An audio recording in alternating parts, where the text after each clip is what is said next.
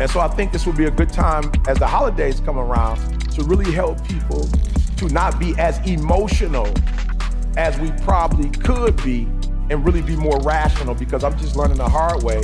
The more rational you're thinking, the more rational your decisions. The more rational your decisions, the probability of the outcomes being great, are significantly higher than when you're in the emotion. Every single day, I am who I say I am, and I get what I get because I live in beast mode. Stop being gazelles. You're not average. You're not even good. You were born to be great. What's going on, world? Welcome to another edition of the Secret to Success podcast. I'm your host, CJ, joined as always by the Bayesian sensation, Mr. Carl Wesley Phillips. In the flesh. What up, y'all? What's going on? Man, looking good over there with the 120. I see E got the 120. To the day I die. Let's go to the only member who only rock his own stuff. Oh, no, he got crazy faith. You know what I'm saying? Maul we ain't got seen crazy faith in the 120. He got crazy faith in the 120. Exactly, Hey, bro. Exactly. you know what That's I'm what saying? that full circle is in the 120. See? That's it. It's faith. Crazy faith. Exactly. Dr. King, what's happening? You good? Oh, man, I'm wonderful, man. I'm in the presence of my brothers, man. We on the 9th mile right now, y'all. Let's go. Let's go. Yes. And we got Douglas, man, out there. I look, you know what I do every morning? I just get up and look. I got weather programmed into my phone, you know, and I look at it, and y'all got like between like 68 and 72 for like the whole year straight. Yeah. So, you know, congratulations, bro. We living vicariously. You know what I'm saying? It's freezing up here, but hey, we still living. You know what I'm saying? No Carl question. gonna be out there with you before too long. Hey, No, we no coming. question. You know, so how's everybody? I found a crib for him. Around the corner. He did. He sent me a picture like, yo, here go the spot, Carl. Oh, I saw Hey. the one. I saw the one, Maul. I was like, oh Hey. yeah, I see this one. And It's Ma, let me be honest. Not to cut you, but let me be honest. The first one that Didi showed us is the one we live in now. We couldn't afford that one then. Yeah. And we Yeah, living come it on. now. So I'm just, Huh? Ma, Huh? crazy Okay. faith, Ma. All He right. sent it, and I said, oh, okay. All right. I got Yeah. you. Hey, Hey, bro, Ma. Carl, speaking it to existence, dog. I'm just saying, Done Carl, deal. why are we measuring our bank account when God got a bank account? You know what I'm saying? Why? Why are we measuring our bank Come account on. when we might as well just use his? Let's You go. feel me? Crazy faith. Crazy faith. Hey, I want to shout out to the 120 gear. Y'all been seeing me rock it for a few times. Let me tell you something, Carl. Maybe Carl will model it for us while I talk. come on. You know what I'm saying? Come on, Carl. Come on. Turn Yeah, around. Carl, there you go. So look, hold on. You see the 120 on the front of that joint, and that's 120 to the day I die with the 120 logo in the middle. And then you turn around. You know what I'm saying, Carl? Show him your cheeks. Bend down a little bit, Carl. Oh, there we go. Yeah. there All you right. go. Cool. There we Don't go. bust them pants. Yeah, Don't bust them pants. Hey. C got gonna be the tripping grind on you gear. with them jeans. Hey, oh no, he good. I put him on the right ones. Give up the genuine. You know what I'm saying? But no, hey, go check it out, man. And let me tell you something. Carl just said he put one on for the first time when we walked in here and was like, yo, these joints are premium. Incredible, bro. This is not just your standard Gildan joint. Like, this is a nice premium hoodie. So if you're looking for some last-minute gift ideas, some New Year's inspiration type stuff, man, make sure you fool with the Grind Gear 2.0. Matter of fact, Carl, hand me one of them boxes. Yeah, let me see. I want to show y'all, man. Dog, hey, the box man. is fire. Hey, we give Just y'all the a whole whole lot. presentation. Look at that. Look, we give y'all a whole lot on this podcast. Y'all can bear with it. If you're listening online right now, I have a whole box. Explain it if you listen. Yeah, I got a whole box. See how you can do. You know what I'm saying? I got the whole box. It comes in a beautiful box, as you can see here with the logo on it. You get the Grind Gear card from us. Let me tell you something. Let me tell you something. We got the fitted, which I have on right now, or the snapback premium. When I tell you it's like one of the best joints you've ever felt, it is crazy. Also, in here, look at this. We're not playing, y'all. We're not That sucker sparing so clean. no expense right here. What's in here, Carl? It's a shirt. It's another shirt in here. 120. All right. And then the 120 hoodie that we got right here. So listen, man. Wife, Sierra, shout out to them. They put together an amazing bundle for y'all. And they like, yo, make sure you say something about it on the podcast. So listen, man, you got people in your life who love who rock with who rock with the brand. Don't buy them no foolish, Nike foolishness. You know what I'm saying? Get them our stuff. You Let's dig? go. So no, shout out to Nike. We love Nike. Anyway, all right, cool. Hey, Carl was on. I picked Carl up when we came over here. He said they had a near-death experience. I said, "Don't tell me. Wait till we get on the podcast. Let's let our people hear." Jordan or Jesse. Jordan, you already know. Okay. So he already in the land. I just know he Okay, broke his yeah. arm or something twice. I'm like, okay, yeah. what happened? Yeah. Bruh, let's just talk about being a parent for a minute, bro. It's real. Like, this is real. So, if y'all know Jordan is an active little boy. Like, he's active. Yeah, like, yeah. he don't walk. He running, he ripping, running. Yep. So yesterday, dude, it's regular. I'm out there for a minute. My dad is sitting there. My dad went upstairs to grab something. I go to my computer to upload, whatever. I don't even remember what I was doing.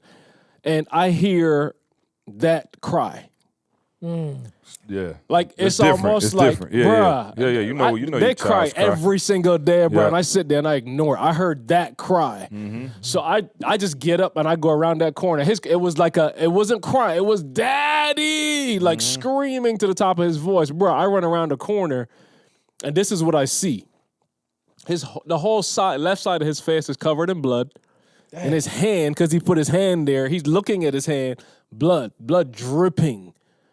Bruh, when I tell y'all, and it's weird because like I had to, I had to use my emotion after the fact because at this point in time, I can't think. Yeah.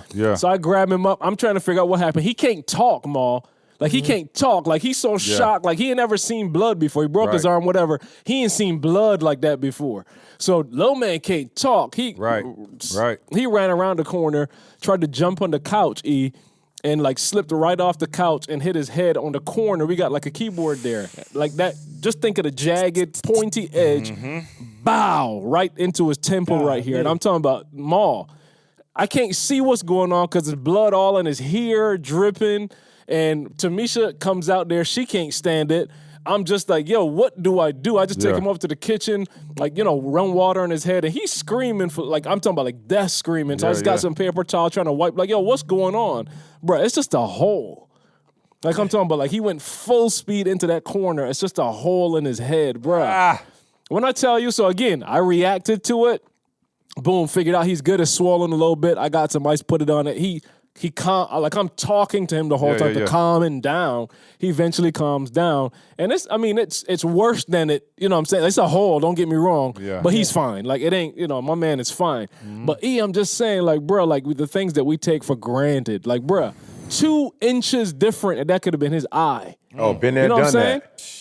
2 inches, bro. Like, I'm not playing. Like, he can't control. He out of control, falling, sliding. That could have been his eye. And I'm sitting, like, I couldn't be here today talking to y'all because I'd have been in the hospital with my man trying. I'm just like, yo, I don't want people to miss this.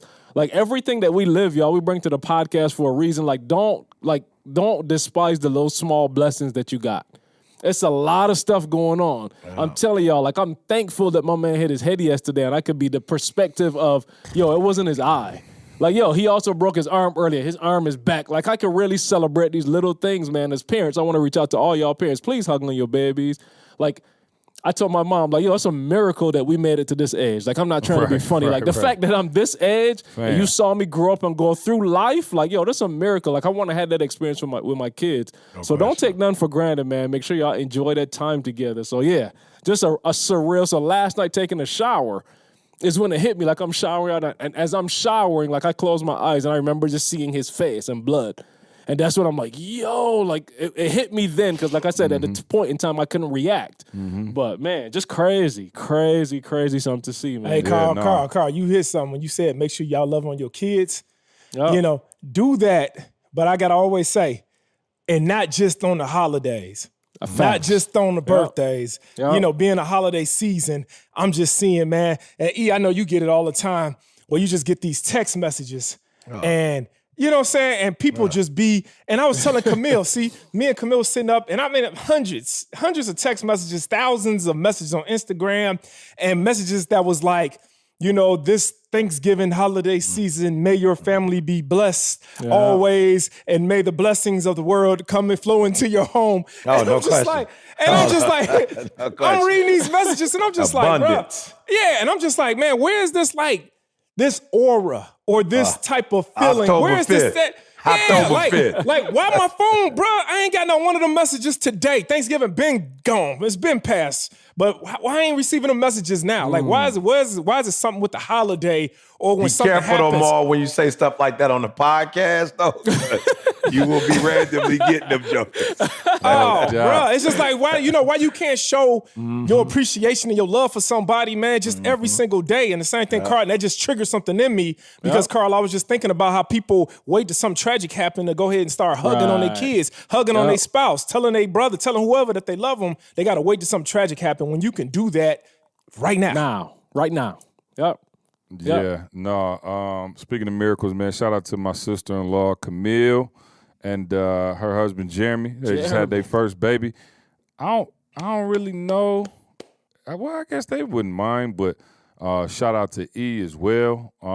Man, we at the beginning of this year, they had it had taken some time. I don't want to put nobody business out, but it had taken some time for them to get pregnant, and I want to make sure I give E his flowers right now, as I'm sure they wouldn't mind that part of it. But we end up having a birthday party for Camille. And were you there, Carl? I don't know if you. Okay, I know Maul was there and Camille was there. Yep. Crazy faith. But yeah, crazy faith. I just thought about it when I saw Maul's shirt. But they were having a tough time conceiving for some years, and we had Camille's birthday party. I want to say February, right? Yeah, it was early in the year. Yeah, right before COVID. And last time you could go outside, it might have it must have been right before we left to London. And man, years they were trying to conceive. And I don't know, E, what you and Candace got together or something, but E stood up. Everybody was having dinner. It was like an outdoor kind of like vibe where it's like outdoor, indoor with like the heat lamps or whatever. Everybody's having a good time. And E stood up out of nowhere and was like, hey, hold up. Everybody slow up. And he started it off and was just like, look, we know the desires of your heart to get pregnant and, the whole nine. And, prayed over her and the whole room prayed over her. And sure enough, I mean, it's December, and she had the baby. So, talking about right after she got pregnant. So just an amazing, amazing story, testimony. And we were all right there. Like, Ma, you can stop me if I'm making this up. We all was sitting right there. And here we are in December. And they got a healthy baby girl, Amen. Ivy Noel. Amen. So Amen. Congratulations to them, man. Definitely want to show them some love as well, man. And it's a good time of year, man. We're getting all the Christmas stuff together. Avery running down everything she wants to me on her list. I promise you, bro. She is a trip. But anyway, so how's y'all Christmas shopping going? Y'all getting y'all stuff together? What, you start now, or you gonna wait till the 24th? Hey, Camille told me I'm good, bro. She told me I'm good. She said I'm good for the next 5 years, bro. Praise God. Praise God. Hey, Should we ask what you did, Maul, or should we not put that I on already the podcast? know, but go ahead, Maul. I already know. You know what I'm saying? I saw the ring. You know what I'm saying? I saw. Come on, Maul. Nah, so every birthday, we either go out the country somewhere. We try to do something special for, and me and Camille always try to outdo each other for each other's birthday. Like, I'm trying to look at that outdo smile her on his face. for what she had. Come on, Look at that smile. Look at it. You know what I'm saying? Look at it. No, so Try to outdo each we other. got married. Your teeth ain't never been that white. I'm gonna talk to you, man. So we got married, 18 years ago, almost 19 years ago. And, that was before the real estate. That was before any business. That was back when I was a police officer, right? And I was making like, $36,000 or whatever. And that was before taxes. And I couldn't really afford to get her the type of ring, that I wanted to get her. But at the time, I got her what I could afford. And so, during the years, we've been busy. And, and even still, the ring I got her was a nice ring. But we went to New York one time, and the diamond literally fell out the ring somewhere. We don't even know. We was at Mr. Child's. We don't even know where the diamond was at. I just looked up at her ring, and the diamond was gone. And so I just went and like, I don't know, maybe like a few months later, went and bought her another ring that was just, just like a, forever ring, I think it's called. Yeah. And I always just like, man, I'm going to wait till our 20th year wedding anniversary. And man, I'm going to just get her this big old fat ring and this and that, the ring that she deserves. And then I was just sitting back thinking, man, like Jamal, you don't never just wait until the perfect time or wait until a date. Our 20th year wedding anniversary is in 2 years. So I'm going to wait 2 years to get her something that she deserves today. So I was like, nah. So, her birthday came along, and I had, me and C actually, we had something real sweet set up. You think I should put it out there, C, or should I wait? You should wait, so in case we do it later again. Camille already know, though. Oh, okay. Because I was gonna say we gonna do it. We gonna still do it. Okay, I want you to hear this next level of paper. Go ahead, say it, Ma. Yeah. So I had, a friend of mine. He's a singer or whatever, and he actually sang background for several different singers, but Jennifer Hudson to be one. And so I got in contact with him and was just like, man, let me just try because of the COVID thing. So I told C and Candace, like, hey, I know that they always, coming through Chicago. So I was like, hey, we're going to set this up. We're going to go ahead, man. Look, I'm going to get Jennifer Hudson to come to my house.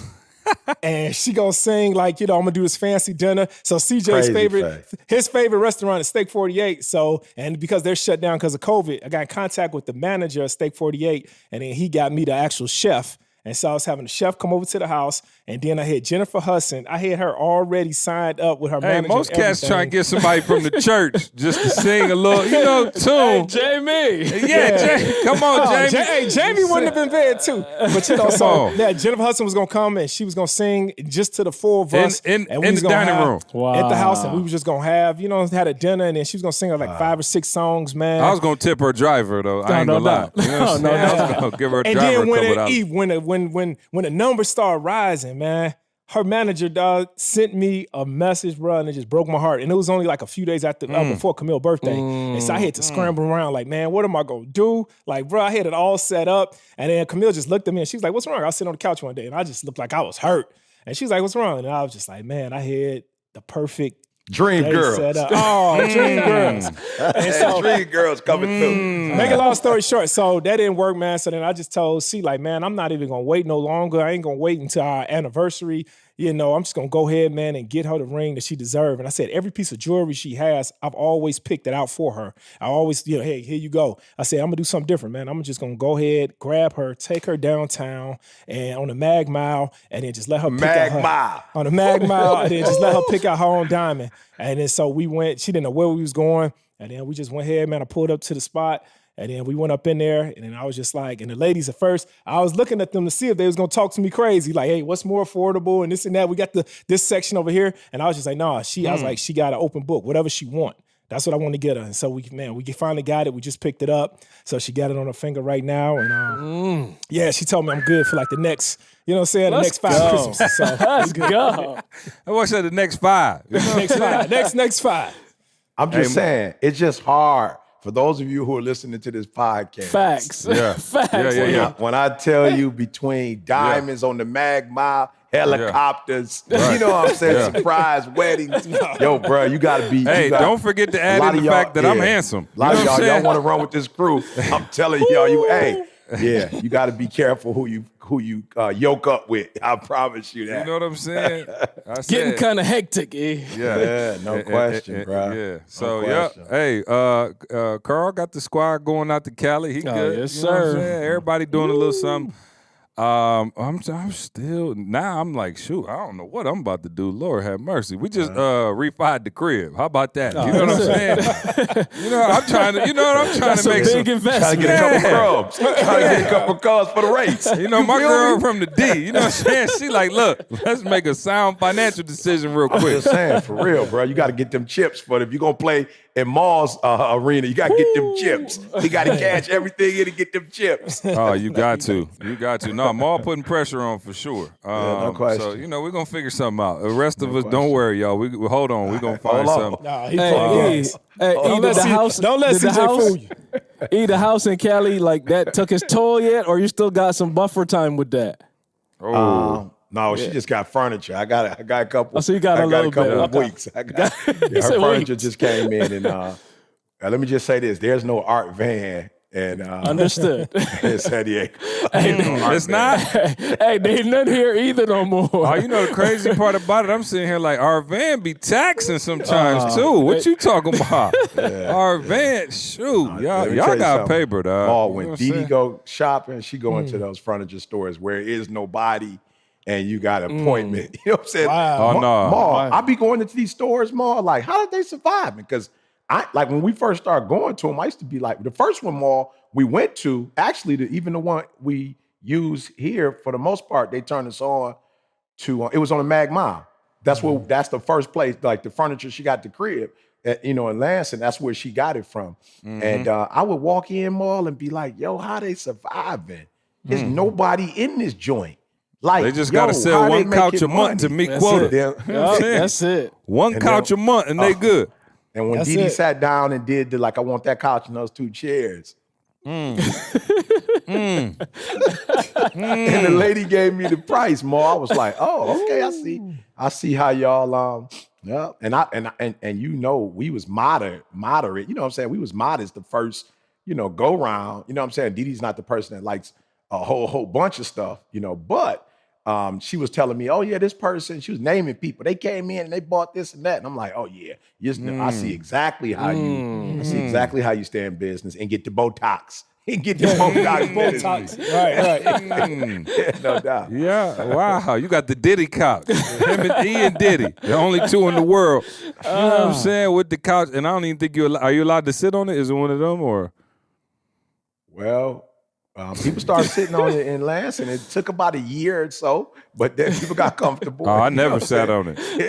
Let me just say this. The kids, and I love children because they have they're not really on that. They don't know the difference between a $200 couch and a $2,000. They don't know the difference. So the kids definitely broke it in. You know what I'm saying? So, and I love to see Didi. I just like to see her face. I just like to look at her. When they jump on the couch, you just look at D like, ooh. Yeah, no, man. Hey, it's a good time of year, man. I like hearing the Christmas music. We drove, looked at Christmas lights. We on that ministry now. I see Carl pick up Carl. He got candy canes in the front yard. You know what I'm saying? Yes, I'm like, okay, Carl. Y'all got lights up too? I couldn't tell. I got lights all over the place. Oh, for real? I told y'all. My man told me to buy them after you the did season. say that. Yeah, I got you did lights say that. everywhere. Yeah, I forgot. Wow. Yep. No, I could see the candy canes, but I ain't see the hookup. So, all right, cool. Well, enough about y'all. Let's do a podcast. Okay. All right. So he sent me. He put up a post. And the post went viral, right? I'm going to just read it verbatim, E, and then we can kind of get into the topic matter at hand. Maul was ready to get into it before the podcast started. I don't know if this is I'm going to revert to Maul. Hey, I'm saying this seemed heavy for like Christmas season. We should have said it to January. We're going right in on folks. This is a New Year's resolution. This definitely. We probably need to do it now, Maul, so they can go into the new year right. Right. Okay, this is okay. So, did you make this up? Yeah, I did. Wow. I did. Got a little support. It got a little color purple to it too. You know what I'm saying? Yeah. I don't know if I was the only one that felt like it was a little like. This sounds like you need the insurance bucket all day long. I promise you, I don't. I'm good. Let me just read it to y'all, and then we'll go from there. Hey, you know how you watch like a movie and it's like based on, true story. What does they say? Life, not true story, but based on like life circumstances. Like this is real. All right, and it ain't biblical. That's what I love most about it. He come from the word every week, and just randomly threw up. Hey, okay. Hey, Mo, I get one day where I get to just keep it funky. Oh, I promise you. Right. Hey, hold on. You know I'm with it. All right. So without further ado, the quote says, "Before you do me wrong, breathe, count to 10, think it through, and make sure you never need me again." Just saying. Let me say it one more time. Hold on. For the people in the back. Say it slow. One time for the people in the back. Before you do me wrong, before you do it, breathe, count to 10, think it through, and make sure you never need me again. Just saying. I'll hang up and let E talk. Yeah, no. So I just want to. This is based on what Carl was saying. Like, yo, Carl, and I mean this with all my heart. Because it's something that I'm not a writer at heart. Like that's not something that I particularly care to do. I don't like to write. So when I do write, I reflect more when I write. You know what I'm saying? When I speak, it's very spontaneous. You feel me? Very spontaneous. But when I write, I write it. Then, of course, I'm not saying everybody does this, but because my gift isn't writing, I write, I look at it, make sure everything's straight. I write it again. I usually ask, one or two people like, yo, this makes sense. This sound right? Yep, boom, then we go for it. And I actually changed it more because it didn't originally have breathe, count to 10. It didn't have that. Straight for the jugular. Yeah, it didn't have that. Yeah, and so what I want to say to people is like, yo, this is a very positive, very I'm thinking of you type of quote. Even though it sounds like it's got a sting to it, it's really saying like, yo, for real, I know what I am in your life and I know what I do for you.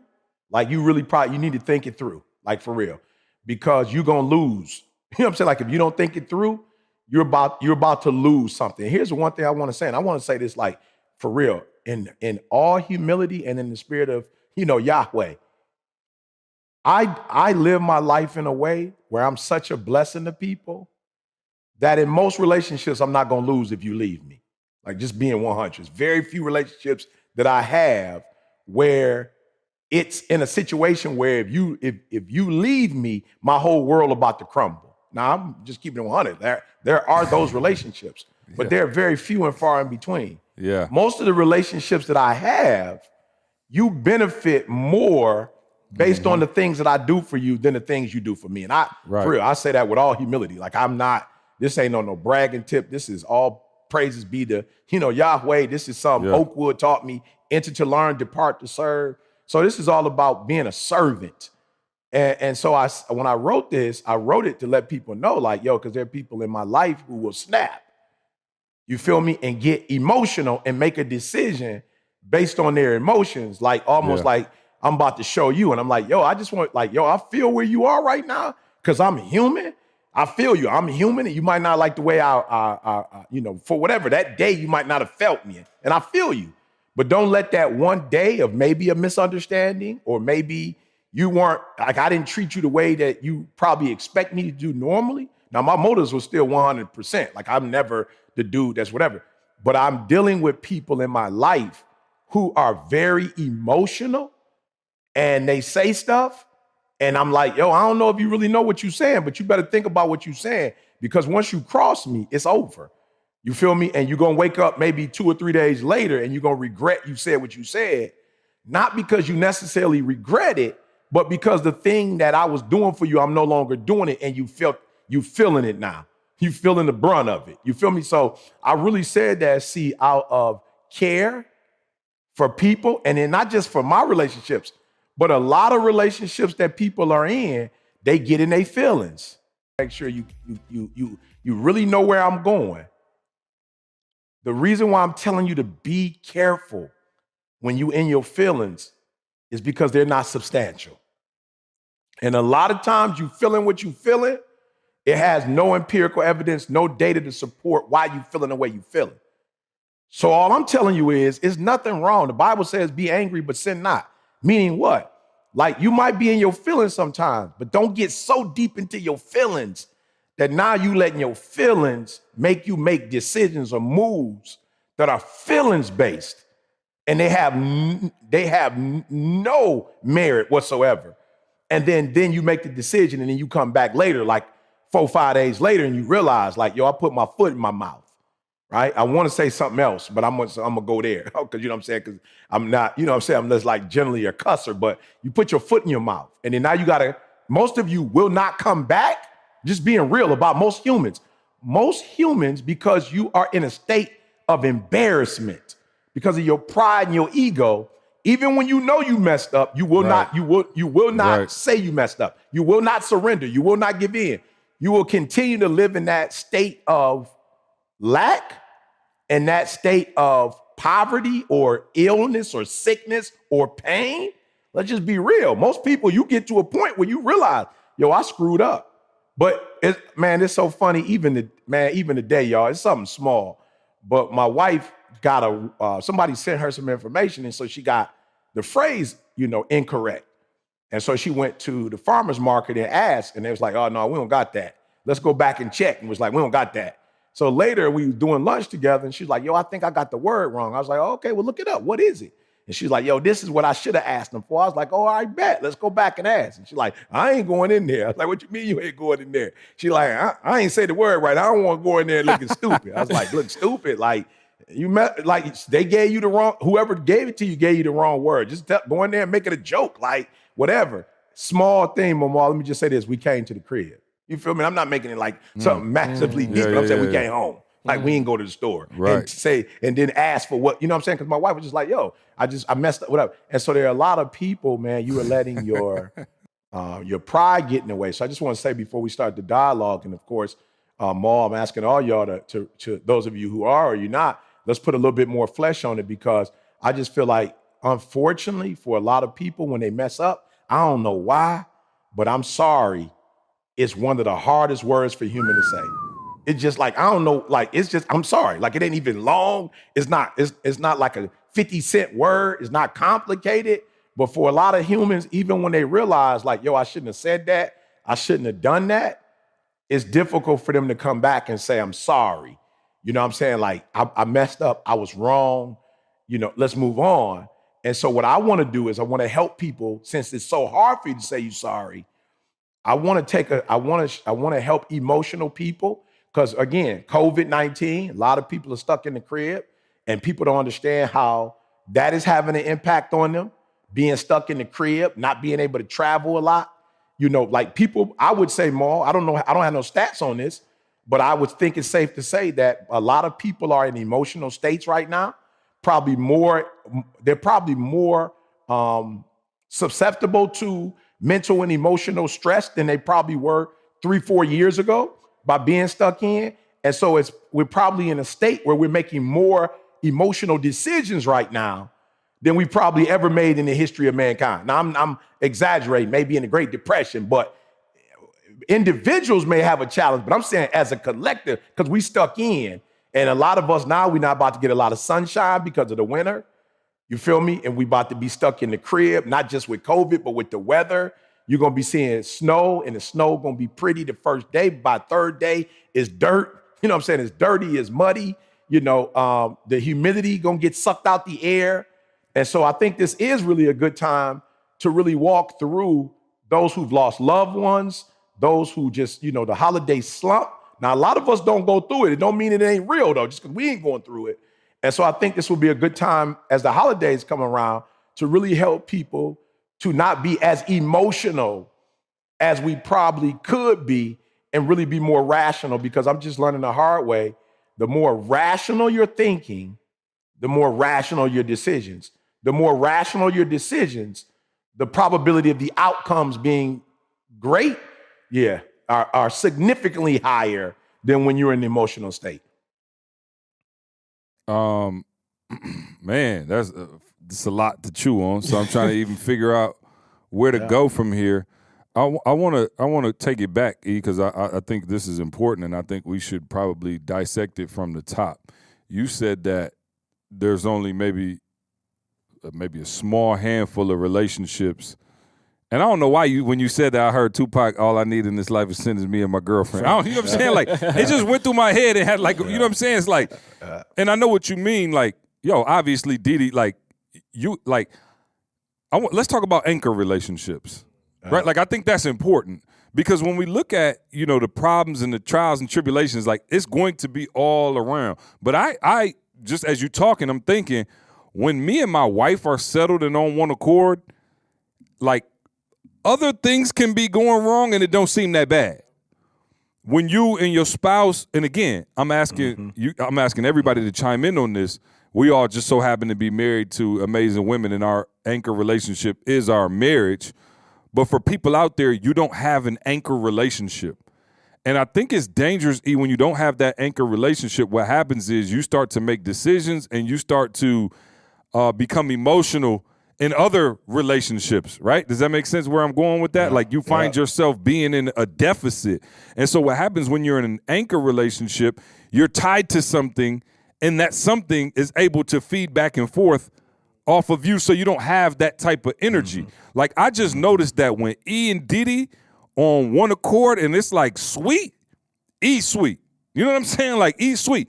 Now, I'm not saying he can't perform when they not on one accord, which, by the way, since he got rebaptized, he been on one accord a lot more than he was probably before. But I'm just going back to pre-baptismal pool. When you and Diddy wasn't on one accord, like me and our relationship wasn't the same. Yeah.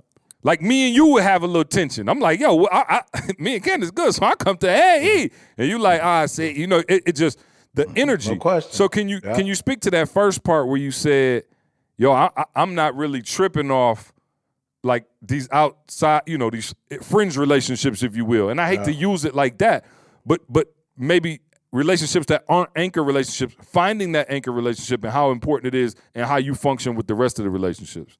Shoot, I mean, you just said it. See, it's everything, you know? And I think a lot of times we, what's the word I'm looking for? Like, because it's not big, you know? It's like an anchor. Sea is an anchor. Like you look at a massive ship, Maul, an anchor compared to a ship, Maul. Come on, bro. Like, if you're not careful, you could miss it. Right. You know what I'm saying? Like physically, like with the eye, you're looking at this great massive ship. An anchor? Come on. But bruh, that anchor, if you are a sailor, you understand, bro. You ain't about to leave the land without that anchor, bruh. like you will be tossed and driven by this big old, look at, and I don't know the dimensions of it, forgive me, didn't pay attention in school, but I know the ocean. When you, like, y'all been on a cruise before, bro. Once you leave, people be thinking like New York, big city of dreams, you know, concrete jungle. Get your butt out in that water and go for a minute. like you think New York is something. You think a skyline is something. You take your butt in the ocean and see how humble you feel. You take your butt in the ocean and you see how little you are. Dr. Google is 71% of the Earth. I'm just Googling. Dr. Google said 71% of the Earth's surface is water. 70, so that's 2/3, a little more than 2/3. You know, almost 3/4 of the Earth is water. So yeah. It's water. So when you get out there, Ma, you feel small, you feel little. You on that cruise ship and you looking at all that water like, bro, if anything happened, it's a wrap, bro. Like your life is over, right? And so when you look at the anchor in all that water, you thinking this is nothing. But man, the anchor itself, Ma, the way it's designed is to protect that big, massive ship. And so when I realized, man, you know, my wife, the Bible said he that findeth a wife findeth a good thing. Listen to me, not a girlfriend, not a fiance, and I'm not trying to be disrespectful. You can't change the scripture. He that findeth a wife findeth a good thing. Not a side chick, not a whatever. Like, I'm not trying to be disrespectful. I'm telling you what the Bible says, and I don't want you to insert your girl in there if it's not a wife. You know, he that findeth a wife. He that find the chick I'm shacking up with. You know what I'm saying? No. They didn't say that. You feel me? Back when Carl was living in sin. I start realizing. Why do you think Carl got married? You know what I'm saying? Since the anchor is so important, I need to stop letting the world, Maul, tell me that the ship is the most important thing. The anchor, meaning what? That one small thing is going to protect and secure everything else. And we think it's the opposite. We think it's the, what do you call it? We think it's the bank account. We think it's the car. We think it's the house. We think it's the career. We think it's what people say about us. The Bible never said a man that findeth a house findeth for good blessings of the Lord. The Bible said the man that findeth a wife finds favor of the Lord. It means the God of the universe was like, oh, see, you just got married. Oh, you got some favor that everybody else don't have. I got you, Carl. You what? Are you ready to commit? Oh, I got you. So, okay, Ma, you said I do. Okay, Camille just gave you a favor from God that you can't get from nothing else, bro. Come on, how deep is that, Ma? How deep is that, Ma? So yeah, I know we talk about bank accounts and all that, but bro, the blessings that you get from a wife, and if you choose the virtuous woman, bro, God about to hook you up. So for me, see, I started realizing like, yo, you have to pay more attention to this relationship. And I'm not going to sit here and lie and say I wasn't. Like, I was killing it, but I had this one thing that I was like, yo, you ain't going to die if I don't, you know what I'm saying? Like you're not about to force me to be all you want me to be. You feel me? Like, you like, yeah, okay, I post up now, I'm working on my free throws. You know what I'm saying? Now you want me to, come on now, you killing me. And God was like, no. Actually, by her telling you what you're doing wrong and you fixing it, that's actually going to be the blessing you pray for. All the stuff that you're looking to get comes after you control your, and I want to say this right, your disposition, because not about, when I'm, I don't agree and I'm going back and forth. God was like, this has nothing to do with that. You have, what you don't realize is that you get to a point in your life that you have no control whatsoever, like of your disposition. Yeah. Like once that button is click you like the Hulk. And when you go there, you can't turn it off. And when you turn it off, because I'm not trying to dog y'all out with this quote, I'm really telling y'all the truth. If you grew up, and I grew up, and I'm a lot older than y'all. I grew up on a show called The Hulk. Like they show The Hulk now, but there was literally a TV show when I was coming up about the Hulk. And what would happen is when my man turned green, I promise you, Ma, he didn't stay green. But when he came back to himself, it would always be total devastation, bruh. He didn't toe up all kind of stuff. And then he looking around like, who did that? My man like, where'd that happen? Who did that? Like, because he in the room with the shirt tore up. He got a little green on his arm. He like, where did this come from? And he looked. Wow. And the people who were close to him was like, bro, you did all of this. And he like, when and where? It was like, yo, you got into that thing again. And once you get there, and so to C's point, God was like, this has nothing to do with Dee Dee. Dee Dee is a blessing to you in that she's a mirror. And the thing that you don't want to recognize that, yes, you've come a long way, but you still have this glaring issue that needs to be addressed. And you can't get mad at her for being the mirror that's telling you need to get it done. So when I finally, to C's point, when I finally addressed it, and me and Dee Dee talk about it all the time, like, woo, I didn't even know if you could overcome that. By God's grace, I overcame that. And I just realized it not just in Dee Dee, but in a lot of my worlds, because I'm so much calmer and I'm in control of my disposition. I'm not saying certain things. I'm not doing certain things that I'll regret later. And I'll be real, man. That you're concerned about the impact on the environment. Get this, by skipping the grocery store and using HelloFresh, you're actually reducing your food waste by at least 25%. Next level, y'all. My daughter, Jessie, she made us get the coconut curry chicken for her birthday. The week of her birthday, she was like, we gotta have the coconut curry chicken. And y'all know we got that Caribbean roots in us, right? Man, but that has become our absolute favorite. It's the coconut curry chicken with kale over some basmati rice. So remember, you can keep your fridge stocked by adding extra meals, proteins, quick meals like breakfast or on-the-go 10-minute lunches, even desserts to satisfy that sweet tooth. HelloFresh is also committed to giving back, and you can get involved with HelloFresh's Beyond the Box program, where you heard me correctly, you can give nutritious meals to those experiencing food insecurity with just a couple clicks in the HelloFresh app, guys. You can navigate to the extra section of your menu page in the app. So go to HelloFresh.com/80success and use the promo code 80success. Again, go to HelloFresh.com/80success and use the code 80success to get $80 off, including free shipping. So, I still want to, dissect this a little bit more. So were you able to, how important do you think it was to, obviously you got rebaptized, right? But how important was it that you were able to identify your triggers for what put you in that space? And what were they, if you don't mind us asking? I don't think you ever talked about the things that would get, because we all know you as E, you people, what's funny? I don't know if I ever really said this on the podcast. Do y'all know the reason I started this podcast? Like the real reason I started this podcast, just for those of y'all out there who are curious, we started this podcast. We've been doing this, 5 years now? Something like that, we said. You know why I started this podcast? Because we had got to a point where he was like becoming a household name, and I would be like, people might see me with like a grind gear shirt on or something like that, and they'd be like, "Yo, okay, E.T., whatever," and I might be like, "Oh yeah, like, I roll with E," or something like that, and they'd be like, or they'd be like, "Oh, what do you do?" I'm like, "Well, Eric Thomas," and they would be like, "The real angry guy from YouTube," and I was like, "What?" And they would be like, "The real," because I'm thinking, if somebody sent you greatness is upon you. Right? If somebody sent you like, what's your why? You will watch those videos and look at E and be like, yo, my man is like a drill sergeant. Like he wake up. He green. I'm like, y'all don't even understand that E is really, real chill. Like as y'all see, and so I really wanted to start the podcast because I was like, yo, he's funny. Like he's a family man. He's a teddy bear. Like I'm way harder than E. You know what I'm saying? Like I go 10 times harder on you than E will ever go on you. And so I wanted to start the podcast because I wanted the people to like start enjoying E and the totality of his character. So I think even since we've been doing that, it's probably still hard for people who listen to the podcast to go, I can't really see E snapping off like that, like getting pissed and having the whole crib in disarray.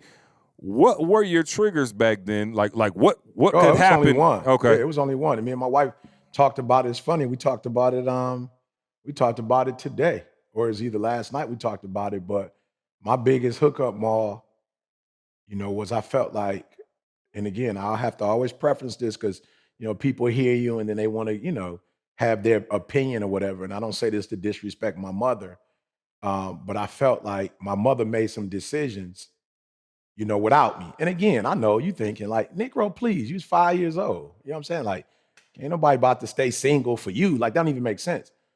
But because my mother didn't tell me the truth about who my father was, the weird piece about it is, when you 5, I guess, you think about Avery, man. You think about your son, Ma, Carl, you think about your daughter. And you know how, like, when a child is 5, they still young, but they still, like, you can kind of tell, like, you could look at Avery, like, I don't know what Avery know or what she don't know, but she's smarter than I think she is. Right. You feel what I'm saying? It's like, I don't really know what they know at that age. Let me tell you how smart she is. Keep it the thought, E. Yeah, no, go for it. I got my thought. Go for it. As Joker said, she said, I'll play you rock, paper, scissors for it. And we do rock, paper, scissors, shoot. She was like, if I do this, I get to stay up and do whatever. She said, rock, paper, scissors, shoot. And I threw up the rock. She threw up this.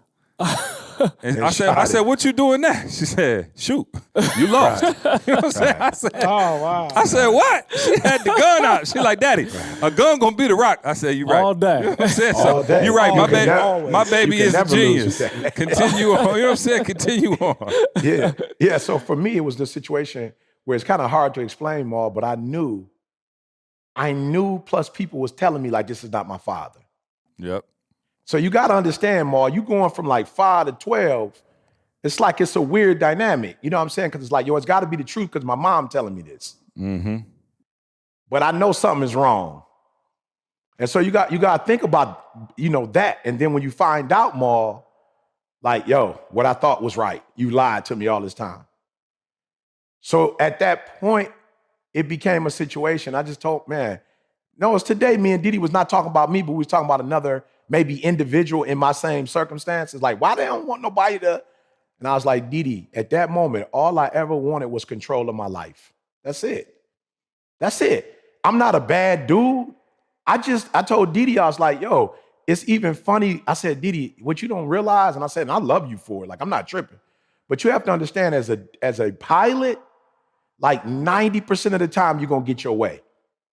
You got to understand what it's like being in a household with a person like you who's a high D and C. Like 90% of the time, you right. You feel me? So it's like I go from one situation of leaving home because I want to be in control of my life to being in a situation where I'm married to somebody who always want to be in control. My life is And not I'm like, mine. I give myself. I give myself. My life. Right. My life is not my own. So I was just telling Didi, I was like, yo, Didi, it's been hard for me because the difference between me and you, and I said, yo, you're not wrong for this, Didi. I'm wrong, but it's my psyche. And I realized the reason why I've been a terrible supervisor or a terrible leader is because I never tell you what to do because I don't want to be told what to do. But Wait, the that's a difference bar. between me and That's a a lot of bar. people, Mars, I'm gonna get up and I'm gonna work for my freedom. Yeah, you feel what I'm saying? I ain't about to be playing. Like when I tell you I don't want nobody to be over me, Wow. I mean that with all my heart, bro. Like I don't want nobody to tell me what to do. But it also means I'm gonna get up and go make my money. You know what I'm saying? Like I'm gonna get up and go handle my business. I'm not relying on you in no way because I don't want to put my success in your hand. Not meaning that you're a bad person. I just don't know. You know what I'm saying? And again, it goes back to trust. Like I can't trust my mama. I don't know who I could trust, bro. You feel me? I'm just keeping it 100. And it ain't nothing like against humans. But it's like you feel like you can't trust your mama. What human being will you trust? You feel me? And so it took years, see, for me to just realize, like, yo, you don't really want to deal with this because you love your mom and you have such a great relationship with your mom and you don't want to cause your mom no pain, but you lost your trust in the most important human on this earth to you. You feel me? Like you don't trust the person that you love the most because you don't know who your daddy is. You feel me? And so on the back end of trust is control. You feel me? It's control. And so I would feel like sometimes, imagine, Maul, you are debating with a high pilot, high air traffic control. You feel me? Like this is the person you debating with, and everything is just facts, and bump your feelings. And so there'll be times, not just with my wife, but just people in general, like, yo, I'm not mad at you. I'm not telling you what to do. Why you even coming telling me what to do? Like, why you in my space? Like, why you over my life? Like, don't you got a life? Go live your life. Like, why are you trying to tell me what to do? Why are you trying to tell me how to speak? Why are you trying to tell me how to write? Why are you trying, like, just go do you. You a spectator. Like, you ain't even doing nothing with your life and you trying to control my life. And so I felt like that was the area where I was snapped. Like when we got there, it was like, you trying to tell me what to do? I'm like, who's watching the watcher, bruh? Like, how you get to be the boss? And how are you the boss of me? Like, who gave you that right to do that?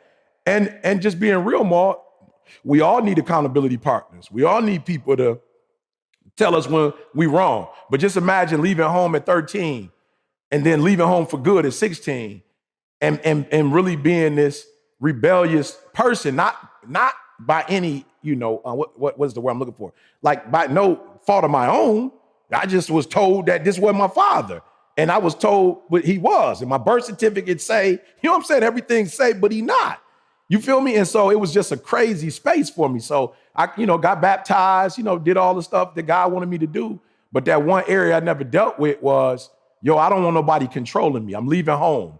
Like 13 years old, I'm gone. You feel me? Like I'm gone. At 16, I was kind of like, you know what? I keep going back, but I'm not going back no more. If I got to die on these streets, bro, I'll die on these streets. But I'm not going to go back to a place where I'm going to sacrifice food and shelter for freedom. I mean, you got to think about that, Maul. I'm 16, Maul. I'm not homeless in California. I'm not homeless in Miami. I'm homeless in the winter of a Chicago or Detroit, bro. And even though I'm talking about winter months, you got to imagine, like you think in 3 years homeless. What kind of winter you think? You ain't about to skip 3 winters, see? You ain't about to have 3 sweet winters. You feel me? So at least 1 or 2 of those winters, bro, was like minus. I was outside walking in minus degree, and I had picked up this evil spirit of I'd rather be frostbitten and have my freedom than I would to have the luxury of a home, bro. I'd rather die, like go to sleep in this freezing abandoned building or this car or sleeping on this bench, knowing that I might not wake up in the morning because it's so cold. I'd rather do this than I would be in a house with 2 parents who telling me you got a curfew, you got to come in at a certain time. You know what I'm saying? Just whatever, bro. My family, even though we didn't grow up in church, they were stupid conservative. I mean, major conservative. So by the grace of God, bro, that's the thing I had to get over. See, is like, it's evil. Like your willingness to control is evil. And I remember being in the car once and we were talking about something and it might've been Jay, and Candace was like saying something to me about it. And I'm like, I ain't Candace. I never even asked you this. And you telling me like nobody asked you this, but she was being led by the Welcome to my spirit, world, baby. was like, what'd you say, C? Welcome to my world. You know what I'm saying? It ain't sweet on this side, dog. They speak their but heart. Candace was right in that she was just really saying, Maul, the control you want to have over your life is evil. The intent of it is evil. The motive of it is evil. Your spirit is evil. Everything is evil. Like that, the type of control you have, it said, lean not into thy own understanding, but in all thy ways, it will like you, that's evil.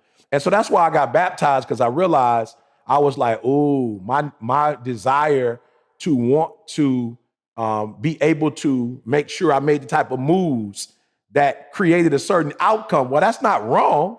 God was like, you're not wrong for making certain decisions to make sure you don't whatever.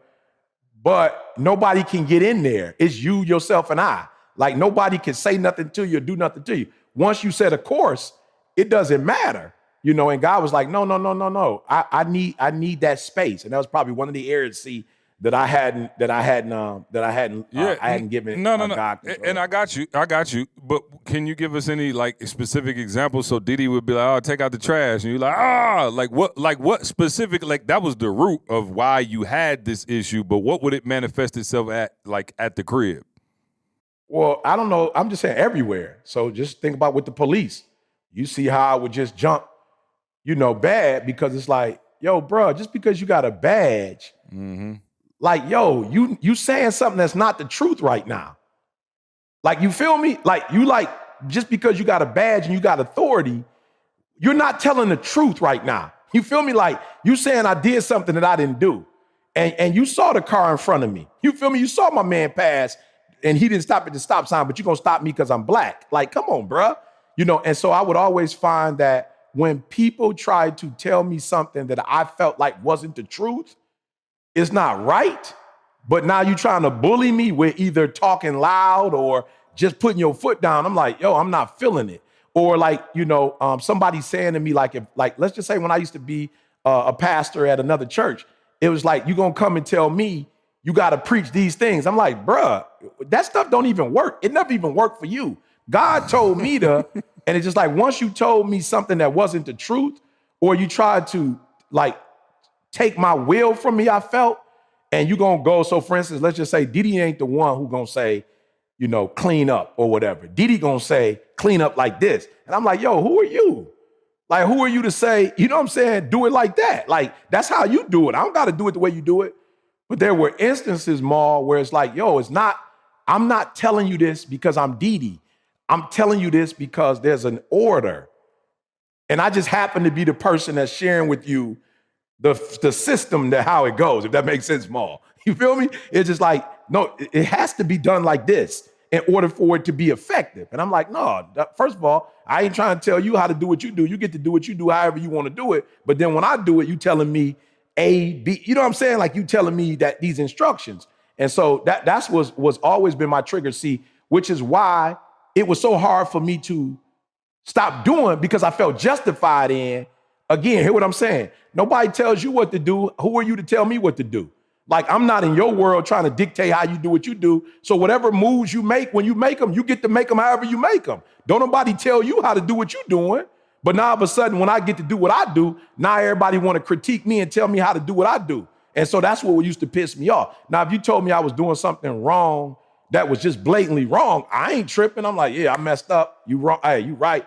I'll be the first to for whatever. But when it came to who gives you the right to be the boss of me, like who gives you the right to critique me and tell me, like, who made you a god? You feel me? And so that was where my whatever came from. And God said to me, yo, I've appointed people. You know what I'm saying? Like, you ain't no nomad. Like, for real, you ain't no caveman. It's order, it's structure. And I have appointed certain people in your life and people you don't know to come and say things to you. You feel me? And when they do, there's a blessing to that. And you gotta surrender to that. And that was just hard, because I felt like I was, in my mind, I felt like I was always doing what was right by me.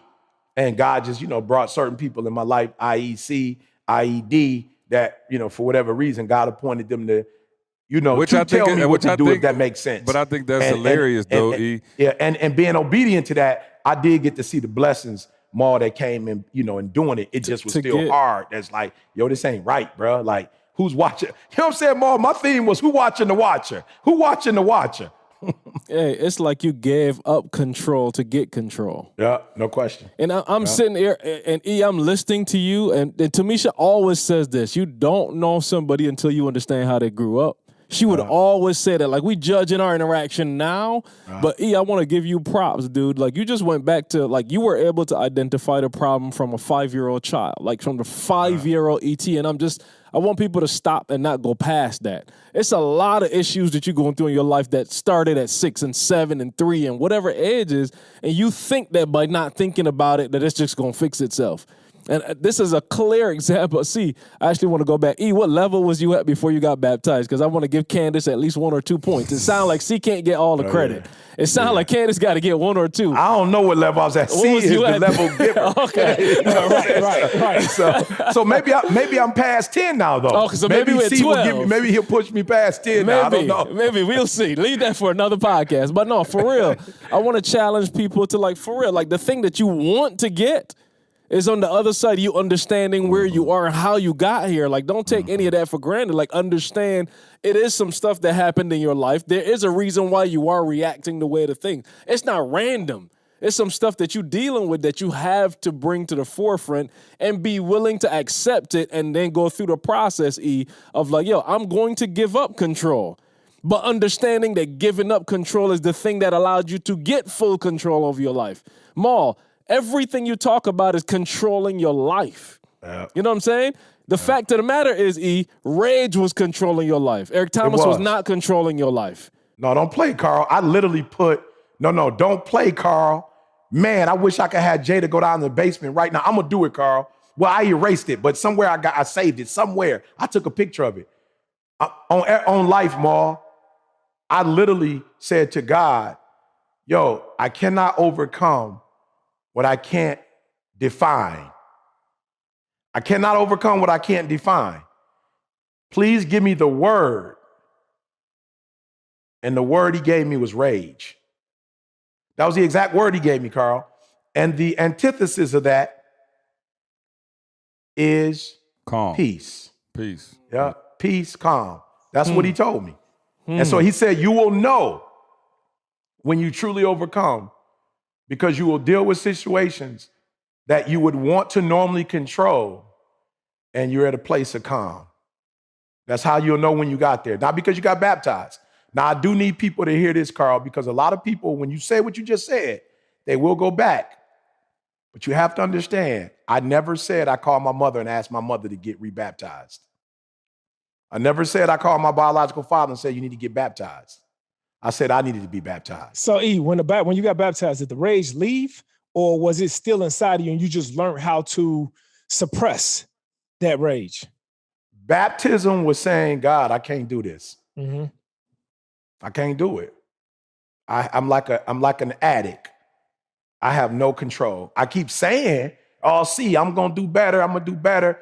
Baptism more was me acknowledging to myself and to the public, I have absolutely no control over this. It's the Hulk.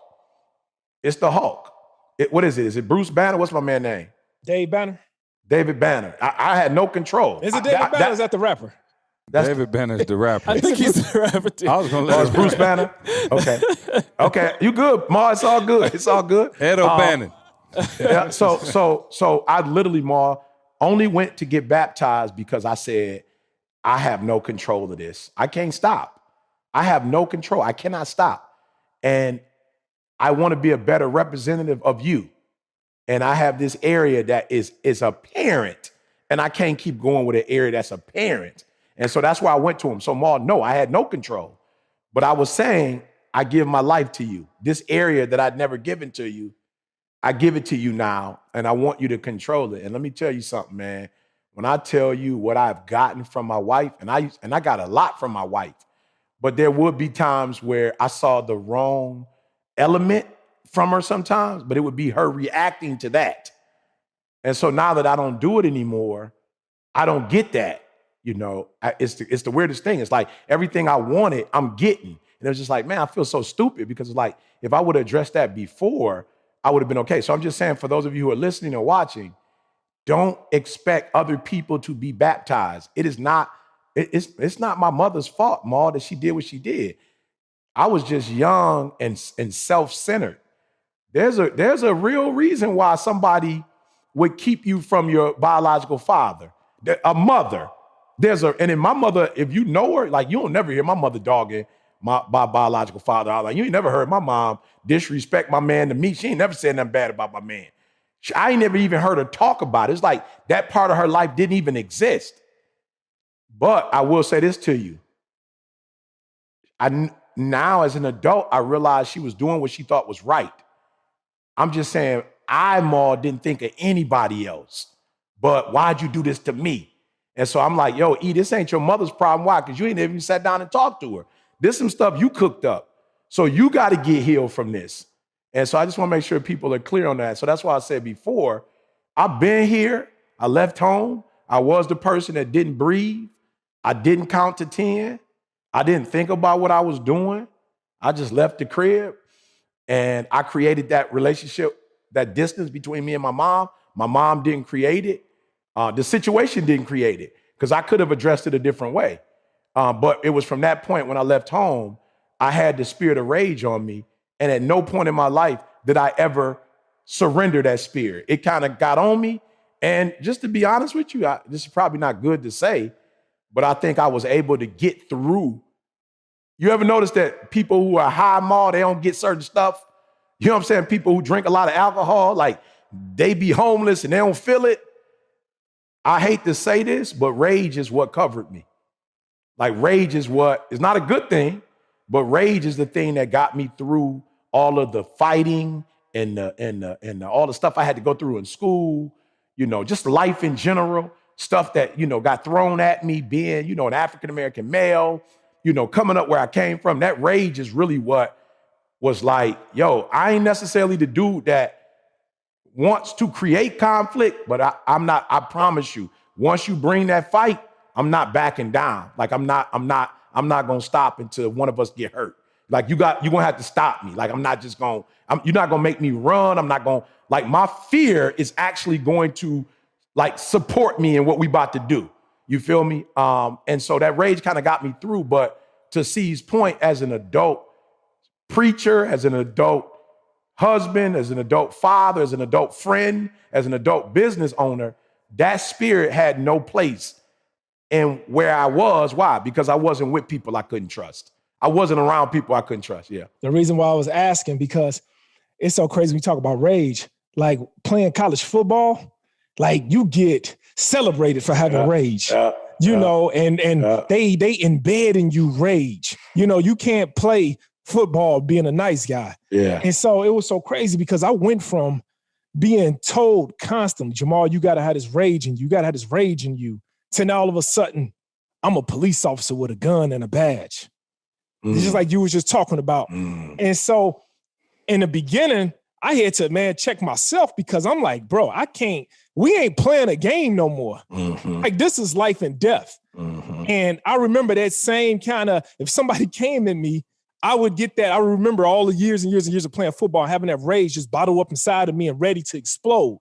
But see, my explode now ain't like I'm about to just make a tackle and knock you down. Like this literally can kill a person. Yeah. And so, bro, I had to deal with that rage, man. And it was hard. I ain't gonna lie. It was hard. And somebody listening, you know, I was alady baptized as a young child, so I didn't get rebaptized, whatever. But man, you had to call on your rebaptism.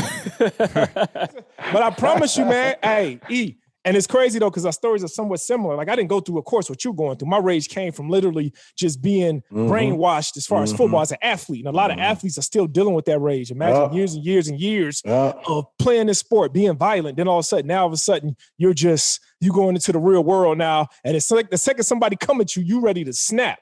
But it was one scripture, bro, that I still remember to this day. And when I finally read it, it jumped off of the page. And I'm glad I read this at the right time because I was still filled with rage and I had a gun on me and I had a badge. And it was Philippians 4:8. You know, and, you know, E, I know you know automatically, you know, whatsoever things are true, whatsoever things are honest, whatsoever things are just, whatsoever things are pure, lovely, good, of good report, if there's any virtue, if there's any praise in these things, I need you to think on these things. So before that rage come out of me again, I need to think on these things because I can mess around and lose my family because of this rage. I can mess around and lose this business. I could lose anything. So anytime now that I feel this rage in me, because the rage never leaves you. And that's why I asked you that question. You just suppress it. You got to find something to go against that rage. And it's like what you talked about Bruce Banner, where it's like he had to calm down in order to get back to that regular state. And with me, man, that was the same thing. I had learned that scripture early on as a police officer, because if somebody came at me, bro, people come at the police. You know, just like you said. No, tell the story, Mo. Hey, Tell the story. I got a couple of favorite stories, but tell the story about my man. Now this is pre-baptism for Mo.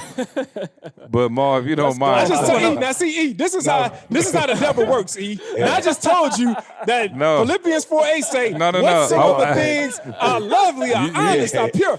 I'm supposed to just focus on these things, but now CJ want me to come on back out and get the rage out. Come on, let's go. See. The pre-scripture foolishness makes for better ratings. I got to tell both of y'all. You know what I'm saying? So, Maul, tell the story. I don't think you ever told it on the podcast. Shout out to y'all, man. Go get the book anyway, because it's a million of these stories in the book. But tell the story about my man who was like, now mind you, Maul just fresh out of training to go to the NFL, about the dude, the drug dealer who was like, you had arrested him. He had the cuffs on. He was like, man, you just some punk cop. You lucky you a cop. Tell the story. Oh, yeah, bro. Nah, it's just, you know what I'm saying? Just standing in line, dog. You know, people just want to try you, you know, and people just always just want to try you because you got that uniform on, and people just think, I don't know, it's that misconception that people think that the police was always like the nerdiest in school, and you wasn't from the community, you wasn't from the hood. Hey, before you say it though, statute of limitations is up, right? You can't get in trouble. Like, this is over, right? Yeah, maybe we should. Yes, so you're getting the water down. Yes, you can. Okay, give him the water down. Okay, give him the water down. You're always a police officer, bro. It never ends. So let me just say this. Dude was like, hey, if you ain't had that badge, that gun, that bulletproof vest, and all of that. So my man was like, you know, my man was kind of like, and the rage note, see, this was before I read the scripture, actually. Right. We know. That's why I said it. I didn't have the whatsoever. You know, I didn't read that. And so, no, at that point, man, my man kind of got in my face, and people want to try you. And so my man, he got in my face, and he was just like, bro, if you didn't have that badge and that gun on you, like, man, I will whoop your, you know what? And then the rest of it is in the book. Let me stop. No, I can't tell you the rest on it. Listen, let's just say the rage came up out of me, and you know, and went into him. You gave my opportunity, you gave my opportunity. You know that he wanted to breathe. Try Jesus. Don't try me. Don't try me, because I lay hands. So I lay these hands. We're gonna leave the rest up to the imagination. Man.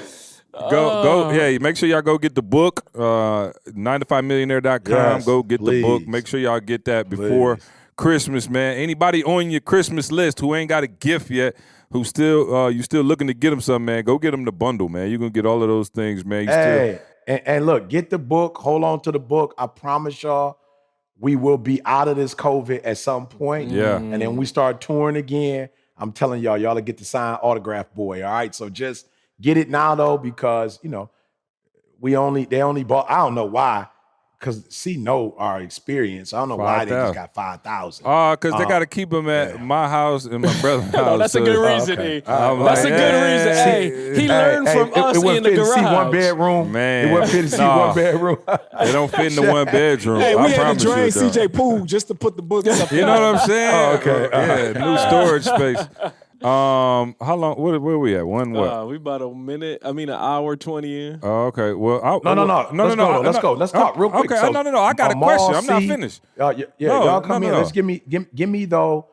You know, those people who, because I don't think what I did was right. And like I said, I was out in the cold. Wait, can we give a couple?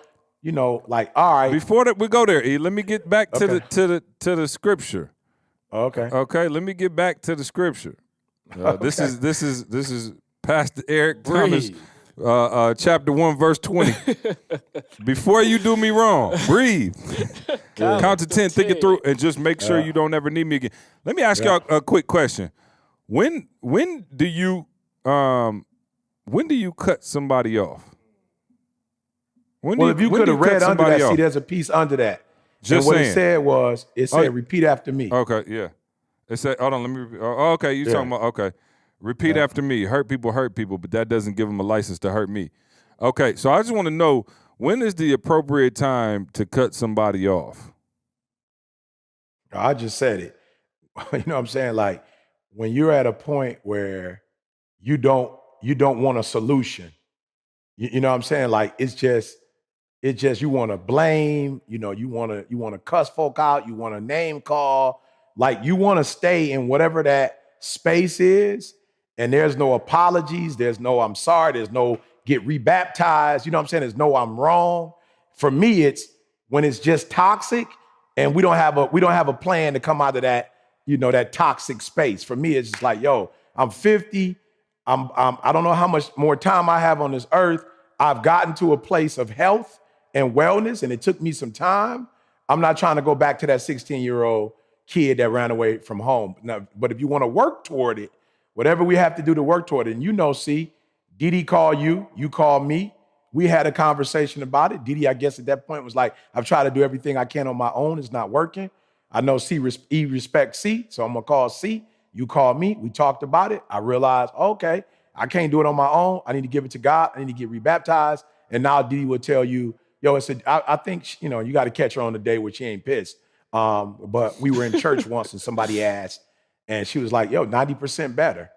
So I feel good seeing that. Oh yeah. Yep, Sure. she brought a problem, but I was willing to get in the in the trenches and do the work that I need to do. So when a person comes to me and they don't want to do the work, but they want to hurt me and they want to keep hurting me, it's like at that point I just can't let you keep hurting me. It's like I gotta draw the line, because apparently you don't care about me enough for this relationship enough to stop hurting me. So I got to stop you from hurting me, and we probably just need to go ahead and part ways. Hey, so to answer, me before, I don't think I'd ever stop. To be honest, me before, I'm what's the word? Long suffering.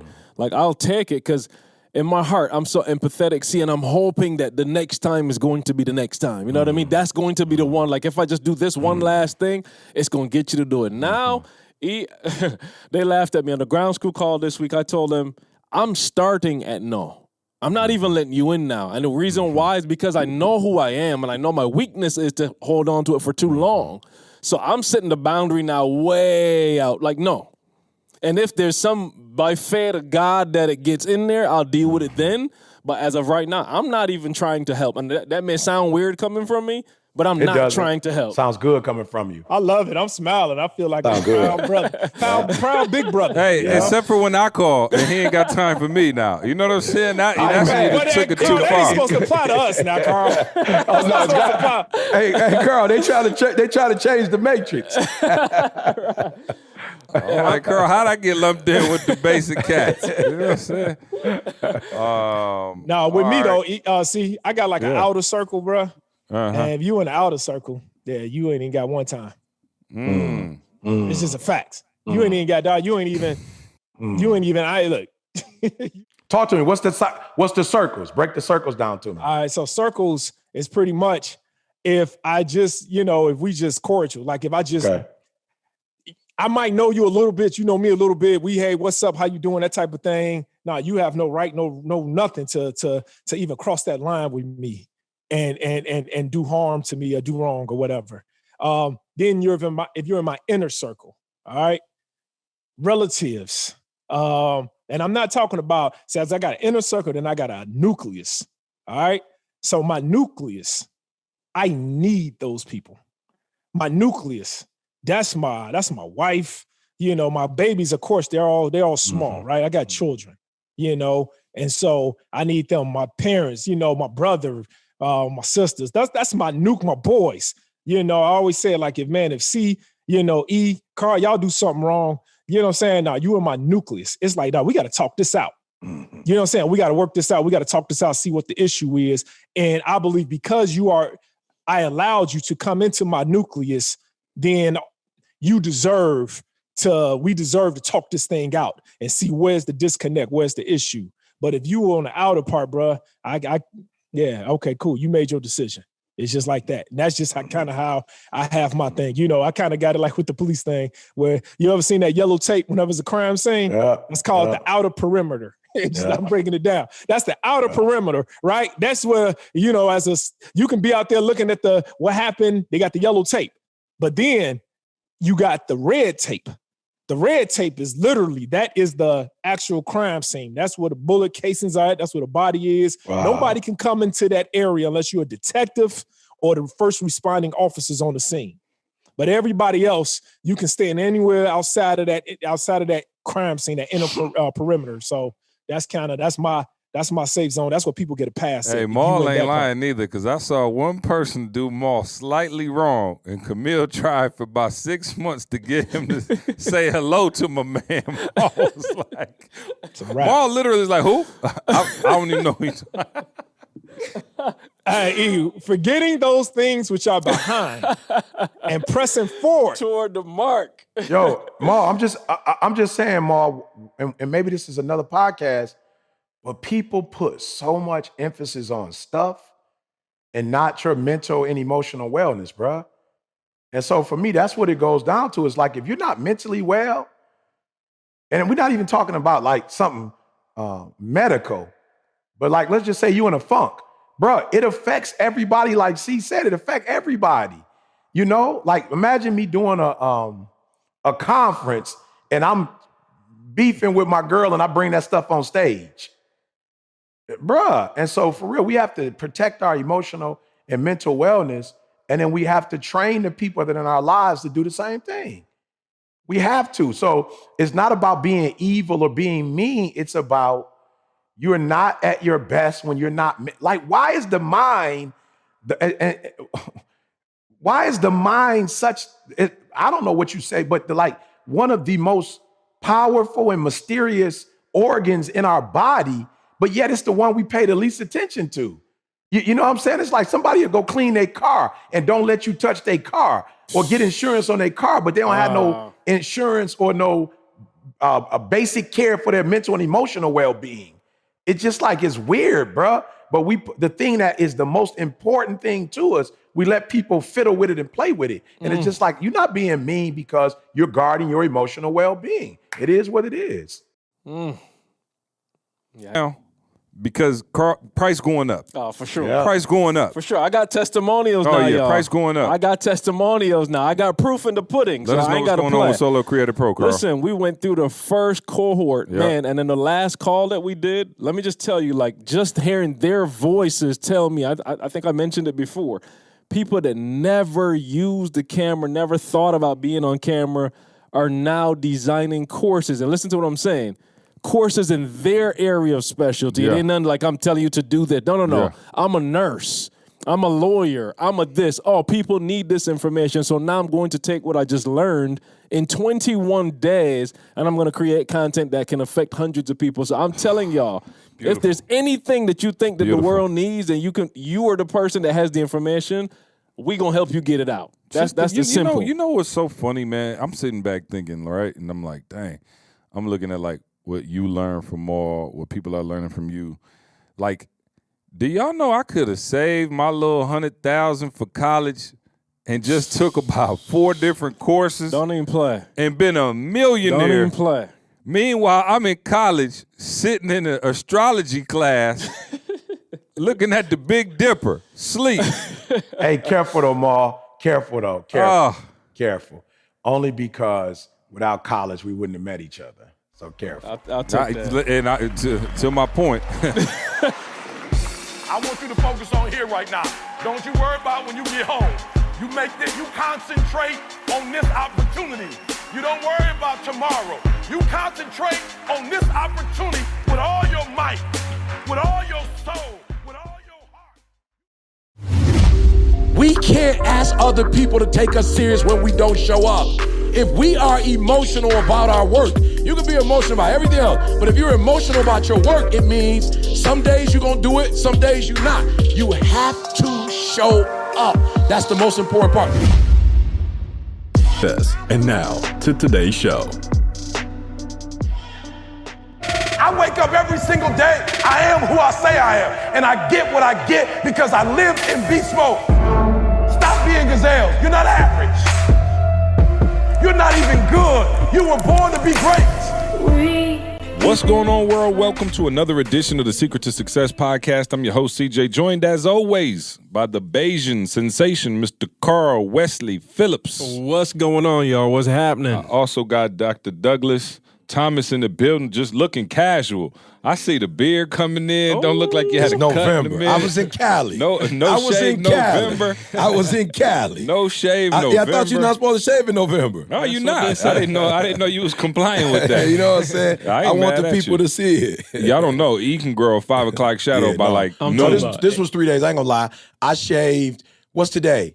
Sunday. I shaved Friday night before I left California. Oh, Yes, whoa. I shaved Friday. Yeah. Yeah, this is no it. question. No question. Yeah, no, I have definitely went to the barbershop and tried to get at least a little something done. Man, catch me up, man. How y'all feeling, man? We over Thanksgiving, everybody back to normal for a minute. The holidays coming up. What y'all Yes. doing, man? What's the word?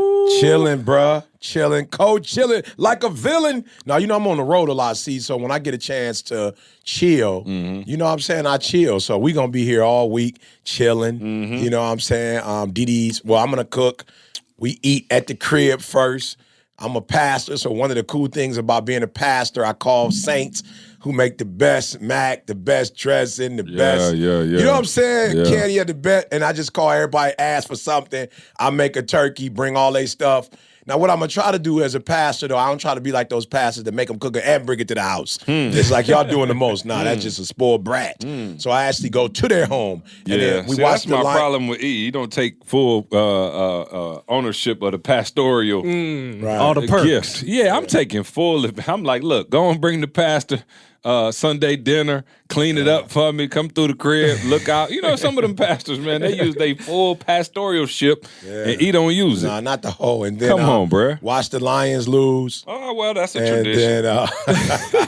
then drive to That's a Detroit great and hang out with the fam. Yeah. Yeah, no question, Carl. Man, I'm telling y'all. So after this the wind down. After working on that course that we worked on, man, let me tell you something. I told Tamisha. Tamisha looked at me and was like, "Yo, you need to stop." I went back TGIM style. I went back in a couple of weeks, man, and I was wondering if it felt a little therapeutic, though, just kind of like a different vibe. Sometimes you just need to switch up. a switch.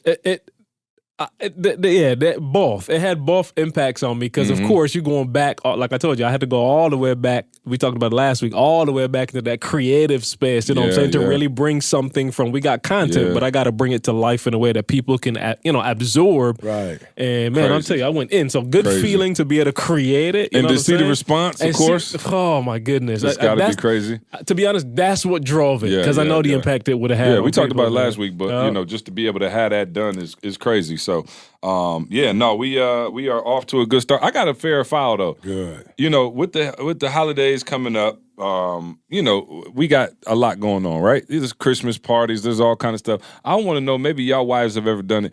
Now that you have to go places, right?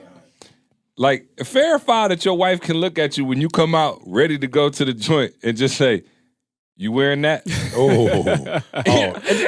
didn't know if it was just me. Hold on. Because here go the thing. Now, me and my wife got into it the other day. Shout out to my wife. I love you. But we got into it the other day. I said, "Babe, can you just tell me to go change?" Like, Right. I don't need, it's like, Right. it feels so vindictive. It feels like, you know what I'm saying? Like, I'll literally come out, I'll go shower up. She might be, doing her thing, getting her makeup, hair done, whatever. And I come out, boom, I sit on the couch and I'm just flicking through my phone, ready to go. She'll come downstairs and be like, "Oh, you wearing that?" I'm like, well, apparently not. I'm dressed. I'm dressed. Ready to walk Actually, I was out the about to go house. upstairs and put a tuxedo on. You feel me? Right when you... Hey, bruh, I get in trouble with Didi all the time. Yeah. Didi is like, yo, I got on a pair of blue jeans right now. I feel like I'm dressed up. You know what I'm saying? Like, literally, I got on blue jeans and a jacket, and I'm feeling dressed up. Didi will say to me all the time, "Oh, you wearing that when you want to succeed as bad as you want to breathe shirt again?" Actually. You know what I'm saying? This is a new one. That's what I keep telling her. Like, I got 25 in the box. I ain't never wore this one before. Right. And she like, "Yo, you wearing them shorts again? You wearing them sweatpants with your little area?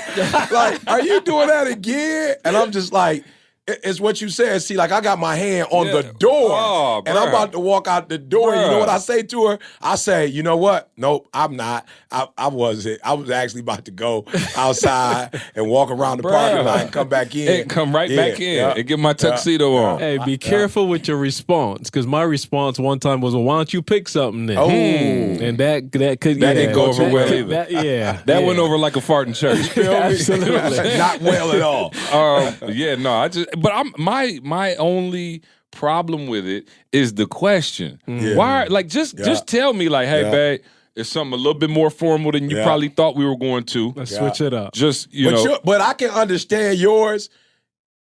Candace is an I. Yeah. So she trying to, you know what I'm saying? Yeah, she's trying to finesse it. Absolutely. But it don't come across as finesse. It don't. But I'm pissed at D because D a D. Right. She could just say. And she's supposed to know just to say it. just to say it. But her thing is, you ain't a D, so you can't take it straight up. Right. You know I what was I'm hurt saying? the other day. I'm like, what? Let me say this first of all, and me and E talk about this all the time. We work very hard to be able to dress however we want to. Any kind of way. I'm in first class with sweats, a hoodie, looking at my man with an 8-piece suit on, like, thank God I ain't had to do that. With them dress shoes, he could slide and bust his back at any time, bro. Bro, I'm saying, what? You still got on dress shoes? Bro, dress shoes, bro. With the hard bottoms, I'm talking about with the wood bottom boys. I have never had to have a lady say, you want to put your coat up? You want to put your hoodie up for you? I'm like, boy, I'm all good. No disrespect to anybody got to do it. No question. I'm just saying, we worked hard. It's one of the things that we worked hard to be able to do, to be able to dress like we want. And dress I prefer ourselves. to dress comfortably. Yeah. Again, I've been in the gym, but I ain't been in the gym like I should be, so sweatpants make me feel good. You know what I'm saying? I wear the joggers, though. They like the skinny joints. That's why I told my wife, I said, she's like, you gonna wear that? I said, oh, these are new. Right. I ain't wore these before. I don't know if you've seen the swoosh.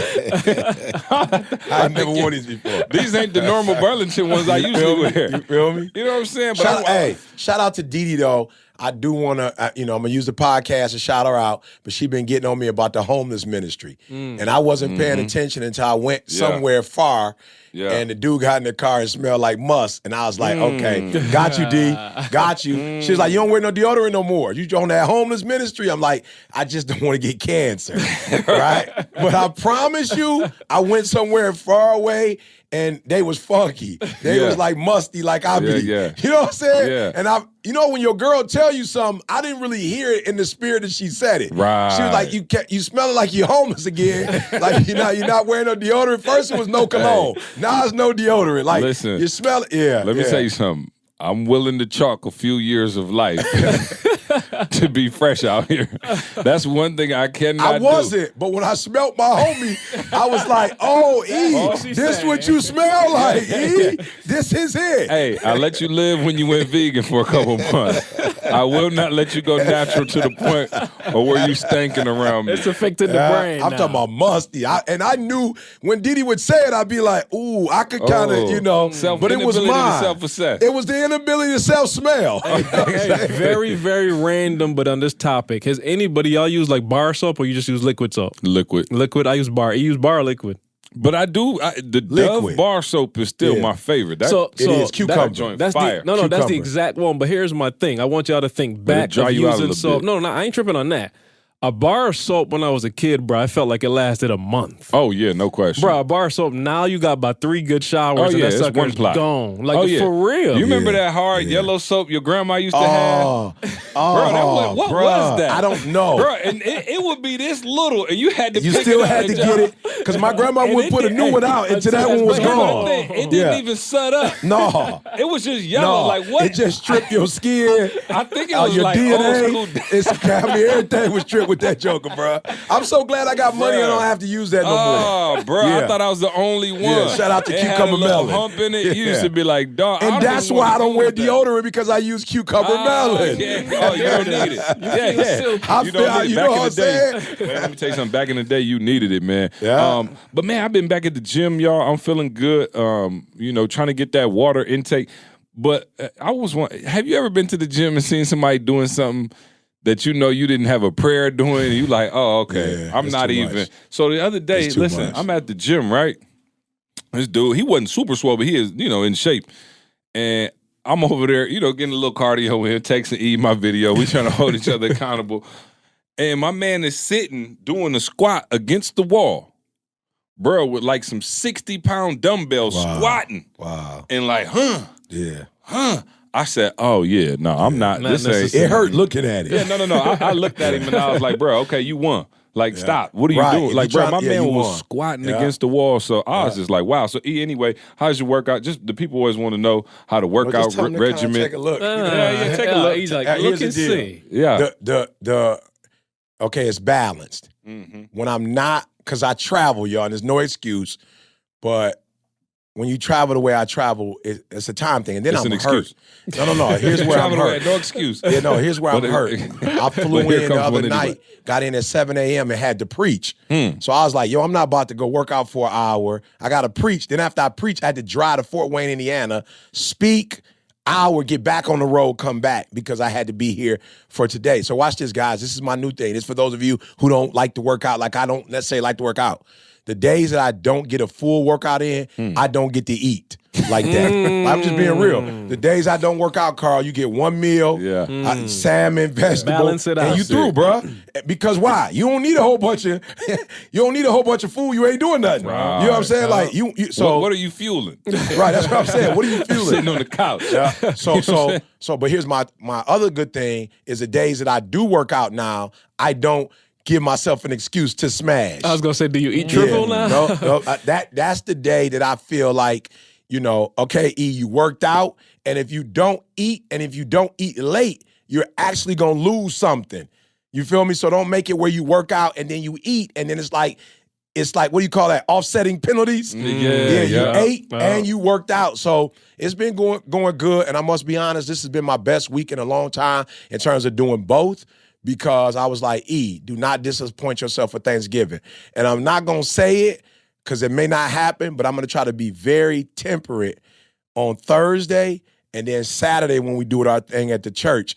Because, Carl, I think what I've been doing wrong is we smash on Thursday. Then Friday, because we got leftovers. But then with church, we do a whole new Thanksgiving with the church. Everybody After coming. We already done with Thanksgiving. Y'all having another Thanksgiving. On Saturday after church, bro. Yeah. Which then you take a couple little things home and then it turn to 4 days. That's the real problem. Yeah, Thanksgiving it is, bro. lasts until Christmas. Yeah, bro. I promise you, like, this is my week to work out Monday, Tuesday, Wednesday, Thursday, Friday. Because here's the problem.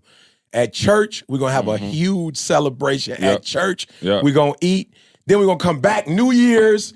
We're going to do another hookup on New Whole Year's. season. Right. And so this is where it killed me. So we started Thanksgiving. I was supposed to stop. Thanksgiving turned to Christmas. Oh, no doubt. Now Christmas turned into the New Year. And hold on, I got to say my this. My pop's dressing is a gateway drug. Oh, bro. You know what I'm saying? You start off with a little dressing. Bruh. Next thing you know, you over on the yams. You just overhitting mac everything. and cheese, everything is supposed to do. You like, how did I get to the sweet potato and the pecan pie from the dressing? Now I don't think y'all got this challenge, but here's my challenge. I try to stop on the 31st. But Didi family you gotta eat black-eyed peas for good luck. You gotta eat greens. So once it roll over to the first, you like, this year's done anyway. It's finished, bro.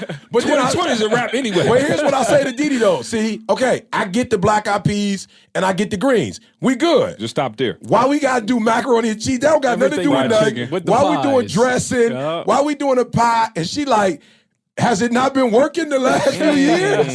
Don't stop what's been working. And I'm like, well, the Now you money at a part is crossroads. working, but the gut part ain't working. This is where the gut starts. I got to see it now. January 1st with the black-eyed peas and the greens. Gateway. Yeah, it's already done. 2020 is a wrap. Once you smash out like that, you like, ain't nothing but another. Well, you starting the year off. Another 364 days it is. You smash it. You told your brain exactly this how the year's supposed to go. Yeah. Unbelievable. Oh, man. Merry Christmas and a Happy New Year, everybody. It's just these are the problems with getting older, man. You know, it really is. Hey, y'all notice how they skip me every time they talk about the workout? On Carl. Carl, I'm working out too. He working out every day, so you tell us, Carl. Carl working out just to relieve stress. You know what I'm saying? He ain't really trying. He got no gut. I showed y'all a picture while I got to work out. I can't say it out loud because I get in trouble. No, we don't have the same genetics as Carl. Let's just say that. Neither one of us was born and with Carl's Carl probably genetics. bigger than the other two. Oh, Carl's for probably sure. bigger than his father and his brother. I'm by far bigger than my dad. My brother was shorter, so he looked a little bigger. Okay. And that's another reason you know you old though, Carl, because like now here goes what's crazy. I'm a grown man. Like, bro, remember back in the day, you had to go lift. You would go like put it down. Oh, yeah. Bro, I'm in the airport this morning feeling like I really did something because I walked from A gate to C gate. No question. I was like, You did do something. Because I was there a little early. No, you I did was do like, yo, something. and I was feeling proud. Like, okay, see, this ain't a total wash for the right. day. And I was walking at a regular pace. I was gonna say, did you My huff heart and puff when you got there? Bro, nah, not at all. Bro, my heart rate didn't even go up. Unbelievable. Go ahead, Carl. I'm sorry. Hey, no, still, I'm Talk just about saying. your little skinny man workout. Hey, I'm Don't not nobody talking care. about about my workout. I'm talking about my change of habits There and you the go. consistency. There we go. That's what I'm talking The about. consistency. Success At routine. 4:30 in the morning. Oh, let me tell you something. Every morning to the point now where, for real, it's almost annoying because my body's awake Yeah. before the Doesn't that alarm hurt? now. It's like, Yeah. oh, like I just can't. I sleep till 4. My body's up, man. But I've made some stuff up. There's some dudes in the gym that I'm like, yo, my man might not have a good workout if I'm not in there. He watching me. I'm making stuff up. I'm making stuff I gotta get up. out of my basement. I gotta get out of the basement. You just I ain't looking at the inspiring man in the nobody. mirror. The man in the mirror. Yeah.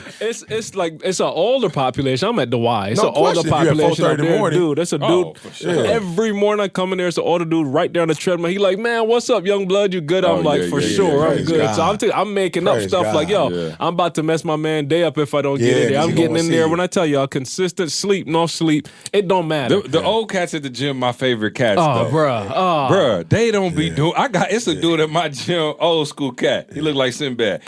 Yo, my man be in there on the bike. When I tell you, it look like he going in reverse. He going so slow, and he just sit there on the Reading the thing, paper. And he right when you come in, and he got to holler at everybody Yeah. for about 30. I be Yeah. like, bro, I'm really just trying to get I'm in, work get out. out. So Yeah. now I got my headphones in. I got to act like I be like, hey, what's up now? You know what I mean? But Yeah, he he see just you. happy to be there. He Yeah, there he every see day you. though. He ain't lost a They pound. consistent on, bro. Remember the time I texted you a couple weeks back? I was like, I had to go up to the gym like 7:30 because Yeah, the yep, morning yep. change, bro. They the same dudes that was in there 4:30 no when I was in question. there. Yeah. Them in there, them Oh, jokers no in there doubt.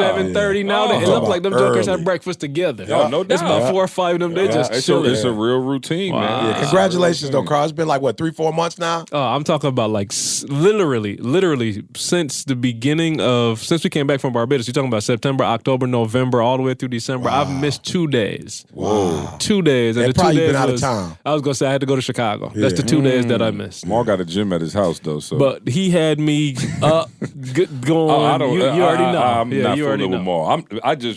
I don't even.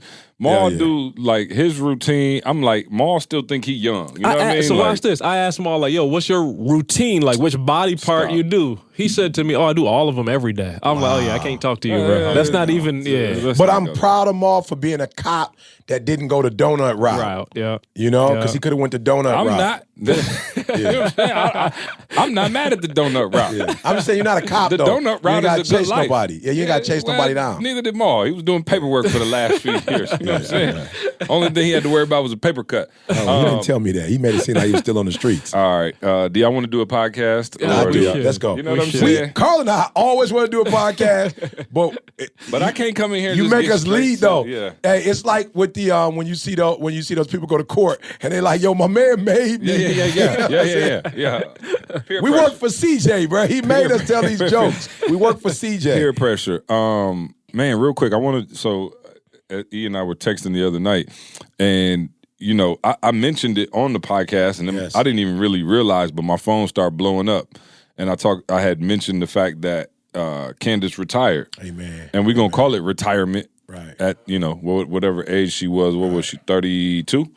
So January 31st, 2019, was Candace's last day at General Electric, and you know that was a big moment. And you know, usually we share a lot of the stuff on here, but I wasn't like sure, like. You know, she was still feeling, you know, like she was still transitioning. She might go back. I was right, exactly. I was still transitioning, so I didn't mention it much on the podcast. And then I wanted to also, to be honest with you guys, I didn't know which angle I wanted to take in terms of like how, again, when we try to bring up a topic, we never try to bring it up to self-serve. We try to bring it up, and so that way we could, you know, mix it up, manufacture it, and then hopefully Turn give it it to to a you guys lesson. in a way that, you know, it could draw a lesson. And E and I were talking, and I was like, I got it now. Like, we got to talk about the plan, right? Like the plan.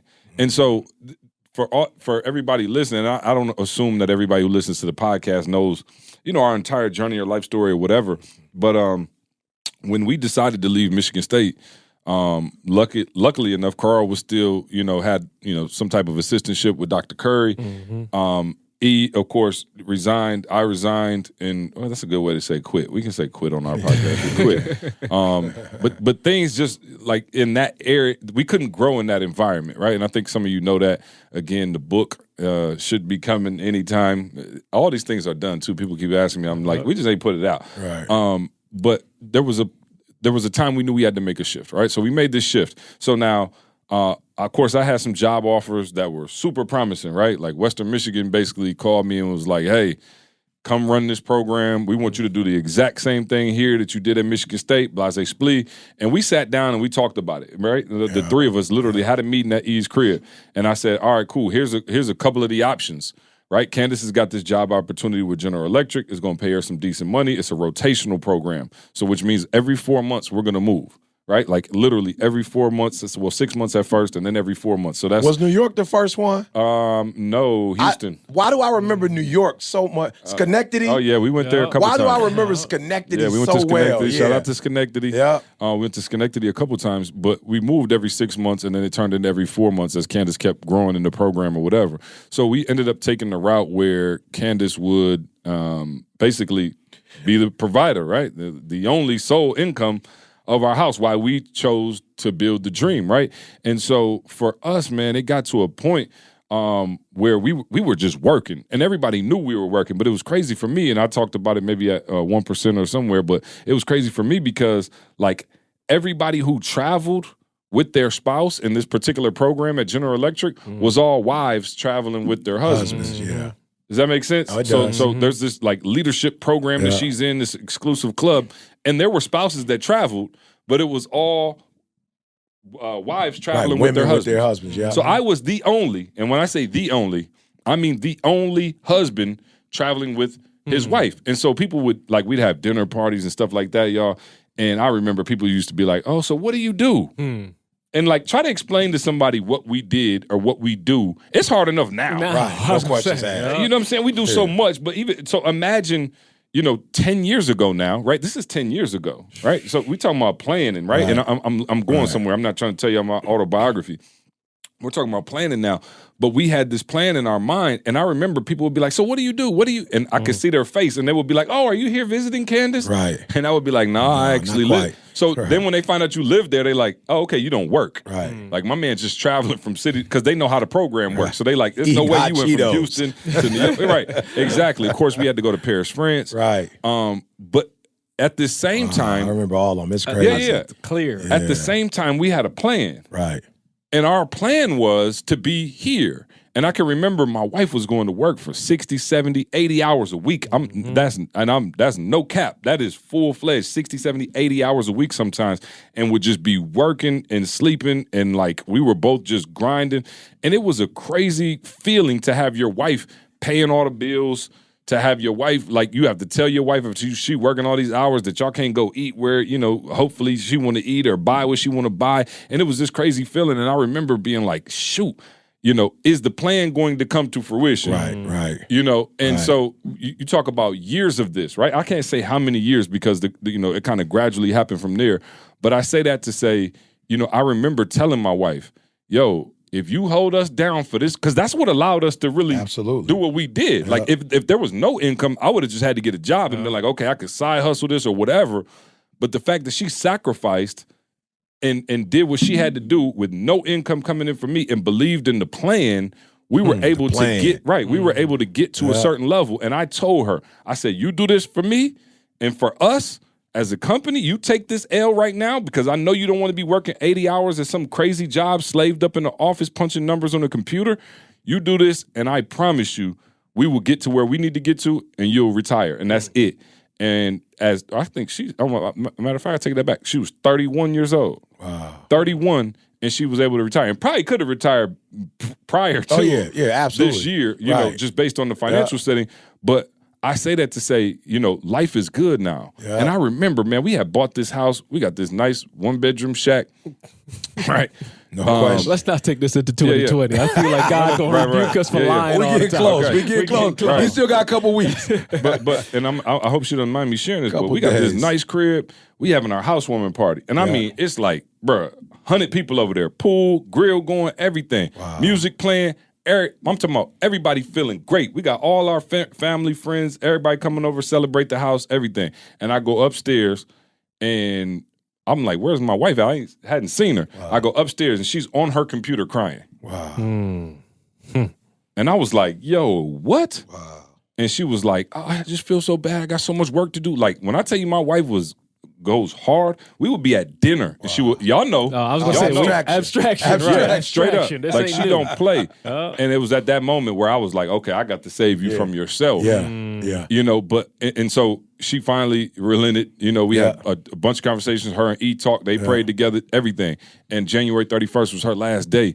And I say that to say, man, like, yo, we had a plan, and we were living on purpose, and we were living by design. Like, so none of this is an accident. You know, and as I think about the lesson I really want to give to people, it's like, yo, you got to have a vision, right? Like a vision for where you're going to be. You got to start it. Right? You got to see it. But and that's where I kind of want you to take it from there, because here goes the crazy thing. Like, I was sitting there as I was thinking about what I wanted to talk about on the podcast on the plane, and I was like, yo, I don't know what E's vision was, but I knew what the plan was. You know what I'm saying? Because I'm the one who said, okay, let's make E a household name. And we were like, all right, cool, we'll run with that particular vision at the moment. But I've never really asked you, what was your vision even prior to Carl and I coming into, you know, your life, and then when Carl and I got with you, and then kind of where we were going, and did the vision change, all of those things. And I want to talk about the execution of a vision, which is the plan and executing the plan, because I think so many people, Carl, they got these grand visions and they know what they want to be. They got the idea in their head, but then there's this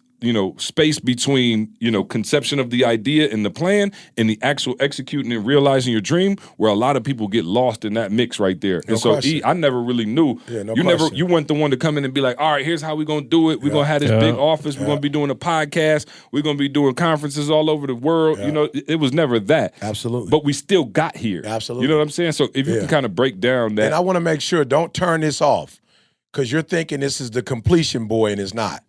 In the completion boy, we just gave you a concept that you need to like follow through, like catch the ball, hit the ground. Now what we're about to walk you through is the actual way in which you complete something. Like now we're about to talk step by step by step, what is required in the planning phase. Like, what does that look like? Now here's what's crazy, see? I'm doing exactly what I envisioned to do. But here's what's ironic. C's vision, I didn't have a necessary vision, right? So C had the vehicle. Like C was like, you're going to be number one in the world. That's the vehicle. And that vehicle has gotten me exactly where I wanted to be, right? Y'all got to understand what I'm saying. Actually, by making me a household name, it is easier. Oh, my. Look, y'all, I got an announcement. I got an announcement coming January 1st. I got an announcement. All right, make sure y'all stay tuned. I wanted to wait till January 1st because I want everybody to finish their holiday season, have fun, go to watch night, go clubbing, watch the ball drop in Vegas, New York. But on January 1st, I got a big announcement I'm going to make. But let me just, like, for those of you who are listening, give you a preview. I always wanted to help people academically, personally, and professionally. If you go back and look at my mission statement that I wrote back in the day, it was to help people academically. Why? Because I had struggled in school. Personally, because I made some real bad decisions with my parents when I left home, right? And personally, because I felt like anybody know E.T., you know, I don't teach you professional development or personal development. That's what my life is, right? So what's crazy is CJ making us into a household name. Carl in those videos and people like, yo, E.T., do that when you want to succeed as bad as you want to breathe, that video guru boy. So guess what that allows me to do? Hit any school I want to now. I can go to any city and go to any high school. I can go to any juvenile center. I can go to any prison. Like, there are not many places I can't go. I can do NFL, NBA. And what can I do? I can help them personally grow. I can help them in their profession to go 120. And kids in school, I can help them academically. So see, that was always my goal. All y'all did was put me in a position where I can do it on my own terms now. And I can make money from doing it. But where did I take you? I took you to schools. I have literally blown up. And guess what, y'all? I'm doing more schools now than I probably did when we was first trying to do schools to make money. You feel me? What else? Church. I was taking y'all to churches. What are we doing? Same thing. We got our own now. You feel me? Nothing has changed. They had the vision. They had a tool that they were going to use, but all they're doing by making me number one in the world is I have the pick of the litter now. Man, somebody better hear what I'm saying. Reason why you can't do what you're doing because you suck. The reason why you can't do what you're doing because you average. That's why you can't. Me and you the same thing. We got dreams and goals. By them making me number one, now I have the pick of the litter. I can go wherever I want and do whatever I want. All right, now let's talk about the plan, right? And I'm going to throw both of them in the mix because I need you to be able to see step by step by step. All right, so in one of our Sunday calls, Mustafa mentioned the habits of the most successful men in the world. One of the dudes that he mentioned was Warren Buffett. And he said that Warren Buffett blew up, not with selling products. Crazy. He blew up. When you watch all the top dudes, none of them was on products. What you discover is that they all blew up investing in other people's products. Wow. Right? None of them, because everybody was trying to find out what's the biggest product seller that he had. He don't have none. Carl, I looked up Jay-Z's, like, not net worth, but when he became a billionaire, I looked at whatever. I ain't see nothing about rapping. I saw him amass a fortune, Carl, through artwork. Like, bro, I wasn't even paying attention to that, but that's a part of, like, folks who are billionaires, like, that's a part of it. They invest in art. Now, I ain't gonna lie, I got a couple pieces, but I ain't never really been on it like that. The good times photo don't count. Oh, bro, it's gotta count for something. It's gotta count. Are you saying because it's black it don't count? Is that what he's saying, I don't know how much Carl? that good times picture You know what I'm worth. saying, Carl? Is that what That he's ain't saying? the kind of art we talking. You feel me, Carl? I'm talking about anytime, good time, anytime you need it, David. Good time, anytime you I need got a it. couple pieces. You know what I'm saying? That's how you know he making some money. Who taught you the word You pieces? feel me? So I'm looking at how they're making their money, Carl, and so it's just like, wow. So then the first thing they asked Warren Buffett was, well, how do you decide who to invest in? He said, number one, I never invest in any company where the CEO don't show up every day. He like, yo, I'm not putting my money in. Nobody ain't showing up and going to work every day. So if it's somebody who got these crazy little things that they doing and they might blow up here, blow up there, but they not committed to showing up to work every single day. So let me tell you something. I'm already knowing we're on our way. Like, we already way further along the road, less traveled than when we started in 2006. Let me tell you something. The reason why I tell you to bet on us, because the first plan I taught both of them was show up every doggone day. That's the plan. That's a fact. Show up every single day. I don't care what we do. I don't care what we do. Like, I don't care what Carl does. I don't care what CJ does. But we gotta show up. Who was I talking to, Carl? Oh, Fatai. She don't know me.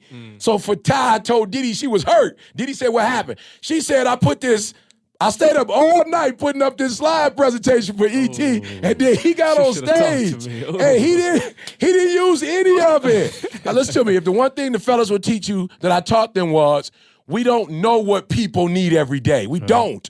But what we know is when people come to the office, we need to be there. That's number one. And for some of you, you will not blow up and you will not get to, the vision won't become a reality for you because you don't show up every day. You show up when you feel like it. You show up when, like, everybody eating together, everybody whatever. See what's man, what? Bruh, you've heard them talk about a period where it's maybe a week or two. I don't even remember the time frame because I blacked out. I was going through it. So I don't remember the time where I was in the, but watch this. What you cannot say about me is even when I was going through my go-through, I was still at work. Still there. I was still there. I was still in the office. Hey, the light was off, but he was there. I was there. I'm talking about should be like, dead, yo, but I somebody go was in kick the E. office. I wasn't dead at home. You know what I'm saying? Like, you right. I wasn't there. Nobody couldn't say that I didn't show up for work. Now, I'm not going to say out of 365 days that I'm going to be Mr. E, electronic, electrifying, inspiring ET. But the first thing I taught them was, we can't ask other people to take us serious when we don't show up. If we are emotional about our work, you can be emotional about everything else, but if you're emotional about your work, it means some days you're going to do it, some days you're not. You have to show up. That's the most important part. Now, I want CJ to talk to you guys because I told C, bro, I know you're in France, bro, but you guys show up. Like, you are You are a major part of this puzzle. I know they 7 hours ahead of us, but you got to show up. See, can you explain to them what showing up looked like when you were there in Paris, in France? Yeah, so of course, they're 7 hours ahead of, the East Coast time, which we're on East Coast time, 6 or 7 hours, maybe 6. And so I literally just readjusted my whole body clock to be on the exact same, time waking up as E and Carl. That way I didn't have to miss anything throughout the day. And it was tough because, I'm a morning person. Yeah. So I was getting up at like 1 o'clock in the afternoon. You know what I'm saying? Like really like every single day getting up at 1 o'clock to start the day just so I could make sure I showed up. And E, you hitting on something, man. And I promise y'all, if y'all can hear this, man, we stuck together. Yep. And I'm talking about E was the glue. If E went like a couple hours without hearing from you, he's sending a group text. He gonna call. He gonna make sure we stay linked up and make sure we stay active is the word. Yeah, that's the word. I was like going in number 2. No, go for it. Go for it. Do the France thing, though. You got to explain it and what happened. No question. And so by that, whatever we were able to build, man, it felt so tangible. And I'm going to be real. That's around the point that we really start going to the next level and even getting some paper. You know what I'm saying? It was around that time that because I remember being in France like, whoa, this is crazy. Like, we actually getting like a little bit of money now. We starting to, put this thing together. Talk about the curtains, though. Did he talk about the curtains? With the blackout curtains? Come on. Oh, bro. As far as buying the blackout curtains, like I had to literally, because I'm the type of person like, I can't sleep during the day. Like I can't take a nap. Once the sun go up, I'm up.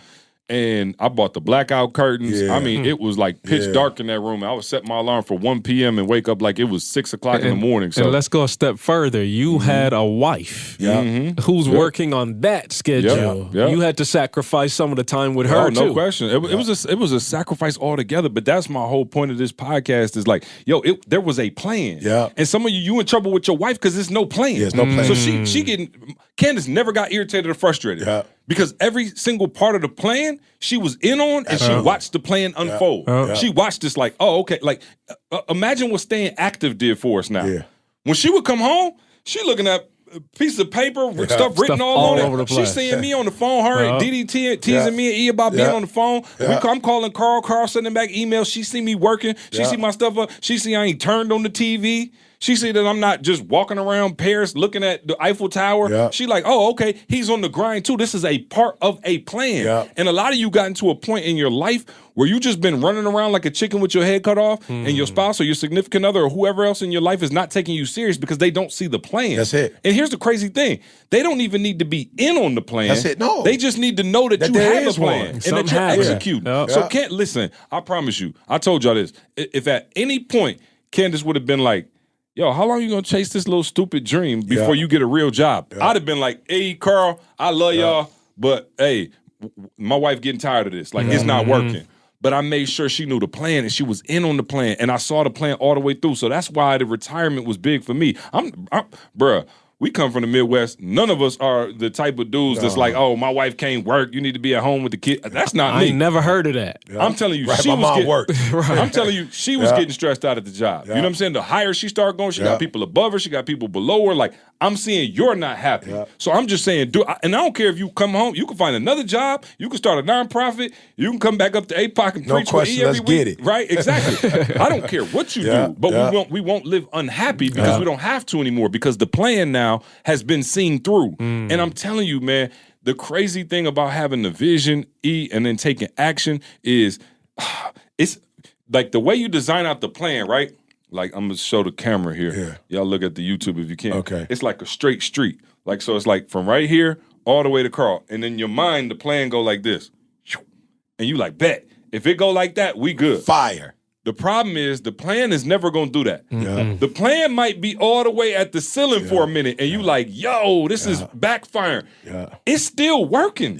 It's still, if you stay on task, it's still working. Sometimes, I promise you, our plan was way up there. I'm like, I don't know if it's gonna get back to Carl or not. Like, I'm not sure.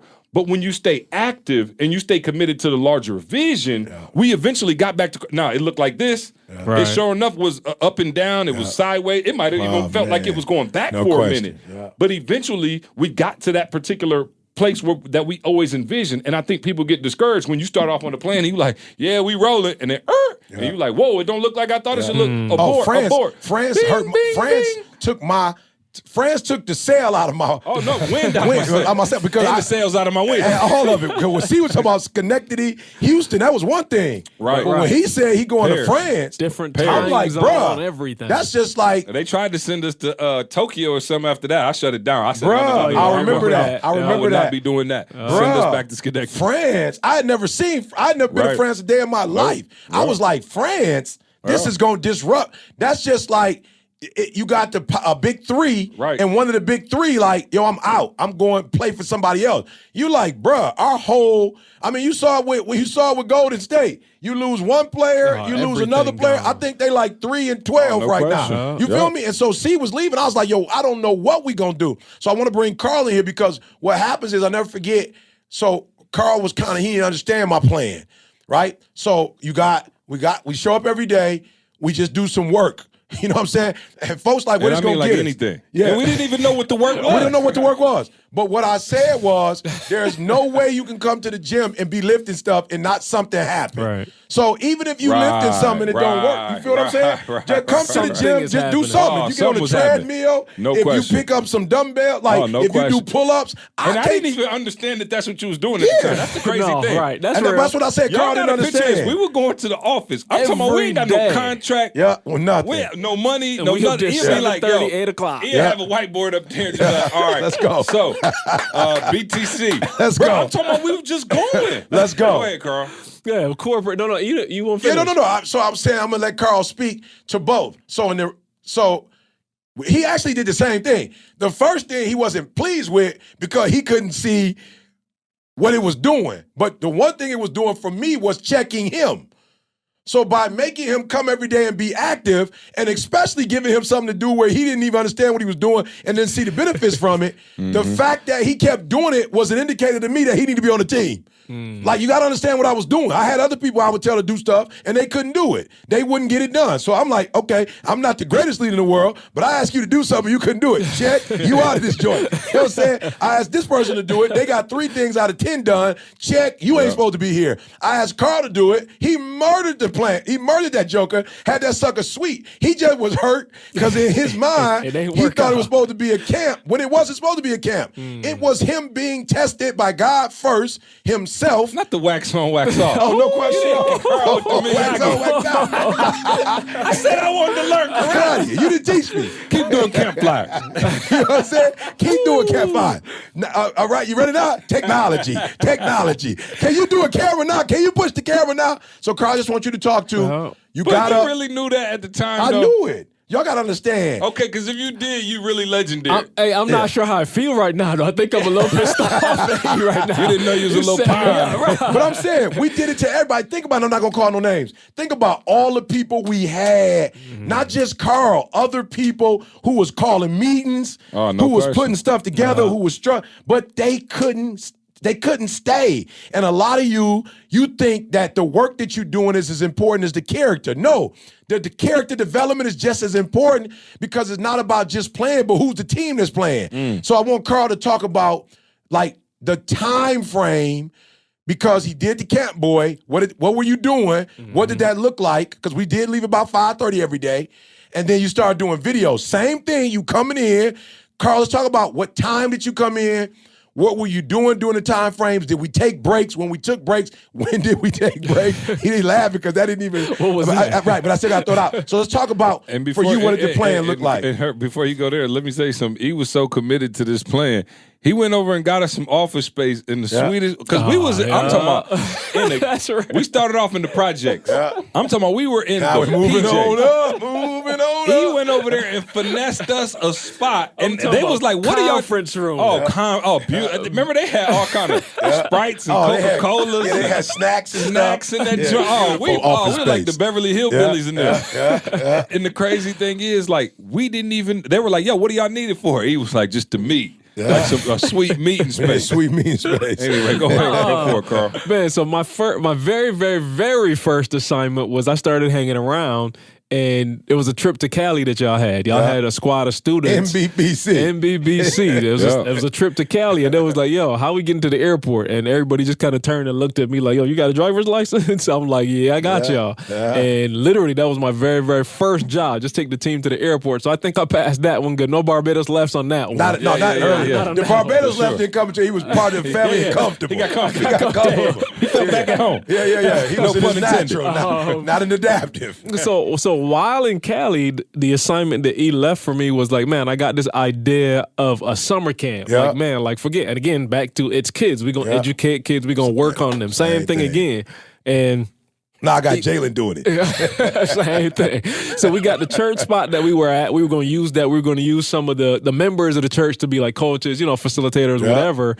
And now it's just like, yo, let's put the structure together. Man, I'm telling y'all. And again, you got to understand, this is like my initiation. I don't know. I'm just hanging around the team. I'm like, man, these dudes look like they're doing a lot. Question. I want to be down. I want to be down with you. I learned that was the key, to just look like you're busy. To look like you're busy. Look like you got a lot going on.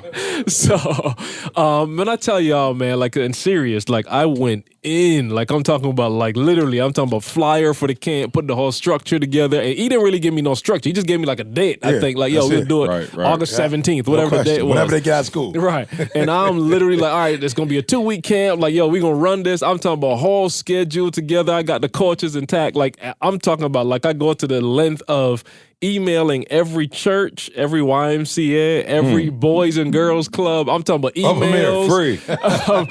Hey, and I ain't stop at emails. I mailed letters out to every one of these organizations.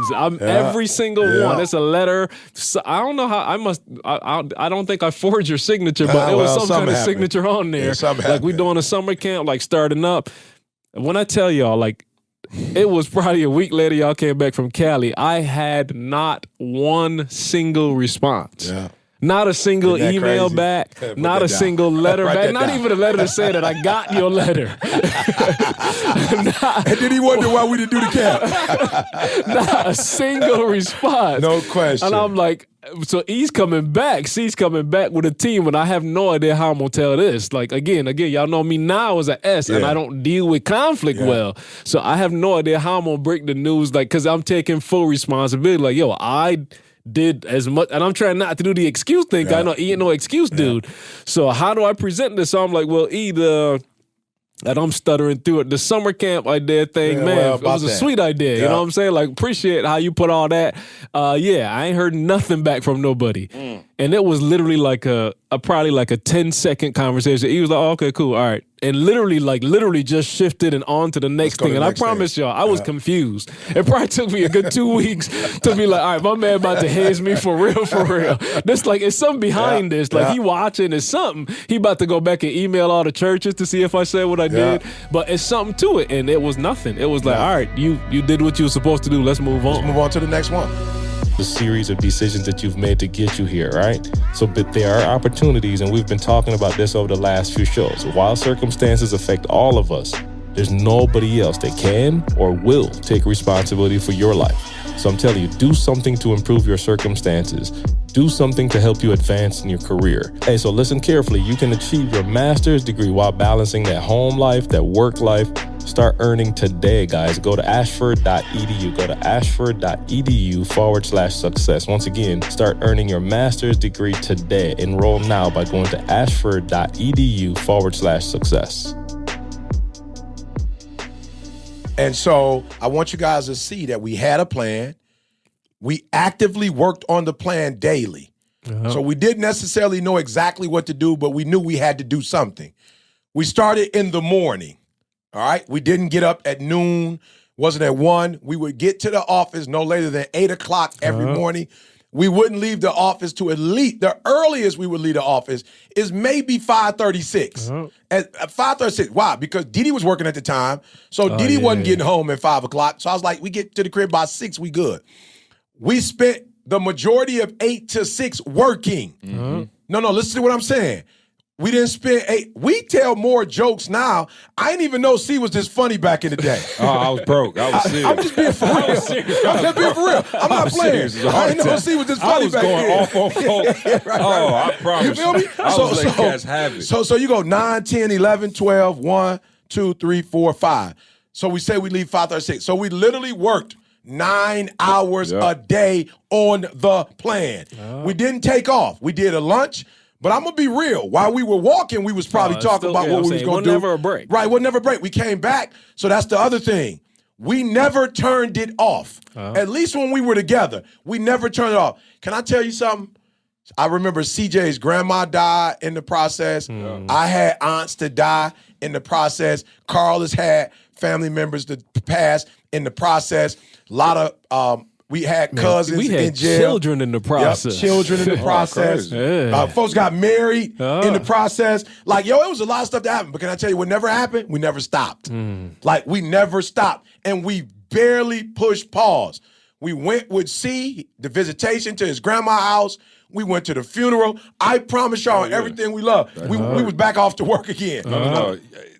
Borderline psychotic. No questions asked. I'm talking about right that day, Right after back. the funeral, Yeah. back to the office. Back to the office, y'all. So I need I'm y'all not saying that's healthy either, by the way. No, and we're not. I'm not saying that. Just tell you what we did. Right, and that we number one in the world. And I made Carl do it 6 weeks ago. You feel me? No question.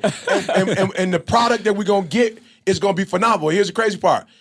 Carl doesn't have to go from start. Like, he don't got to start over from scratch no more. It's easier for him now. Why? Because we did that grind. All right, here's the other thing. Meetings. We met. We did. We came back and we measured. Again, we said what we was going to do. We did it. We never went.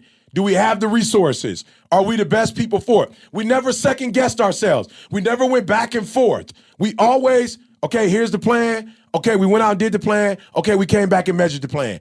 And this is the most important part. Please catch this. Now, C might have did this just a little bit in the beginning, but after the bank scenario, I never had to worry about this again. We never check in with nobody else about our dream after that. We never took our plan to nobody else and go, take a look at our plan. What you think about our plan? We never did that. After the bank situation, the only people that looked at our plan, the only people that critiqued our plan, the only voice we was concerned about with our plan was those of us that was working the plan. And there are those of you who have people who are not working your plan and you worried about what they think about your plan. There are people who got their own plan and they try to tell you about your plan. Come on, you got to stop that. When you come up with a plan, kamikaze that joker. Go full blast on that joker. And then have a time frame where you come back. And we did. C was like, all right, E, I'm feeling you, bro. I'm glad you the leader of this. You got us pumped up. But the whole way you doing it, it's not going to work. We got to switch it up now. Let me do the vision now. Break the cycle ain't going to work. Concerned black students, it ain't gonna work. You know what I'm saying? Bell Tower. None of your little stuff that you did, that was all great for that time frame. But moving forward, this is how we're gonna do it. So here's what happened. We did the plan together so sweet that in doing it, we actually came to a point where we knew who should do what part of the plan. Because at first, it was just like a big old potluck. We were just like, let's before just the get disc up. assessment. Right, for sure. Y'all just thought I was angry. Oh, man, before the disc, there was the We disc. just thought Carl didn't have an opinion on where we eat. You feel me? You feel me? She saw it all. Before the disc, he saw the just thought disc. he was so sure. You feel me? So yeah, guys, so if you're listening, the work the plan, but write the plan down, start the plan, finish the plan. And that's exactly what we did. But here's to my point earlier. We're still doing the exact same work. The way in which we're doing the work is a lot different than before. So I want Carl and then CJ real quick before we move on to speak to when we found out what the plan was and we really had that, how did our work change? Like what changed about our work or how we worked? I mean, the direction got clearer. You know what I'm saying? So we had, to C's point, we knew kind of exactly now. Before we know we going this direction. No. Now we know we going to that address. Absolutely. You know what I'm saying? Right. To C's point, the roles became so much clearer. Yeah. So the brochure, again, we got this. The brochure. Y'all got any of them? We gotta that gotta be here. We put the Break the Cycle logo up. Yeah. I remember we got the Break the Cycle logo redone. Who with the colors? With the colors. Well, tell We me, had you a could theme tell us song. though, Somebody find me the. Can somebody find this theme song? Oh, I know where to find it. But let me keep going because they're about to all out. Underrepresented. Keep going, bro. Oh man. So anyway, Get the insurance bucket ready, man. I'm willing to pay a pretty penny to play that song. Just know that. So what happened now that things got clear? Like now, for real, I can see clearly now the rain is gone. Like for real, my lane became so much clearer to me. Yeah. I embrace being the support role. Yeah.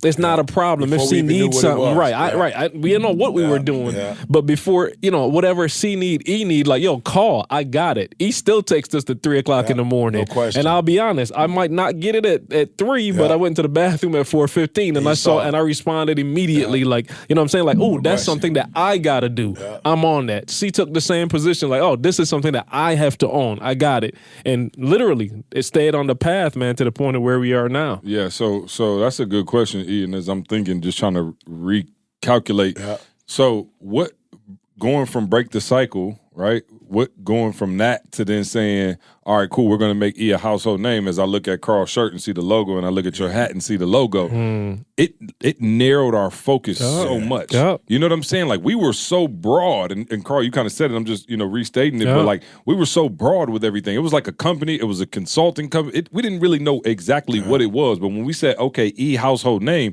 all of a sudden Carl knows. Don't worry about editing none of CJ's speeches. You know what I'm saying? Like. People don't, to this day, people come up to me at the conference and stuff like, hey, you should speak more. You're a great speaker. Like I just was behind the scenes like shy or something. I'm like, I was actually speaking before I was doing anything else. Like I stopped that to go do this. But having the vision and narrowing in on we're going to make E a household name, I was like, oh, okay, I don't got to speak no more. Like there's no, even though I can and I like speaking and I can be effective. Help this vision. This is not part of the vision. So what happened is, all that extra energy that was going to other outside stuff, Carl editing my videos, me speaking, us going and doing certain type of things, everything now got narrowed back in. And we were taking, we talk about hitting that tree, we start hitting that tree in the same spot to whereas before we were hitting it. But again, here goes the crazy thing, E, and we talked about this on the call the other night, and if you're not in BU, you losing. Me and E been doing this 3-part series on Master P, crazy. But we talked about, what was the line that got tweeted out, E? You said it, and I tweeted it from your account. Which one? The about you calling it failure. Oh, I was just like, yo, it's not failure. You know, if I did it 10,000 times. So he said. So he said, it's not. You call it failure. I call it process of elimination. So you calling it like so all of those hits. While that wasn't the spot, that wasn't the spot, that wasn't the spot. We had to go through those spots to see. Oh, this is the spot. And then the consistency of it, man, I told you, man, like that's the last thing that we could wrap up with is the consistency of it. Because, okay, we talked about it. You got the plan, you formulate the plan, you narrow the vision, you go after it, you work the plan, whatever.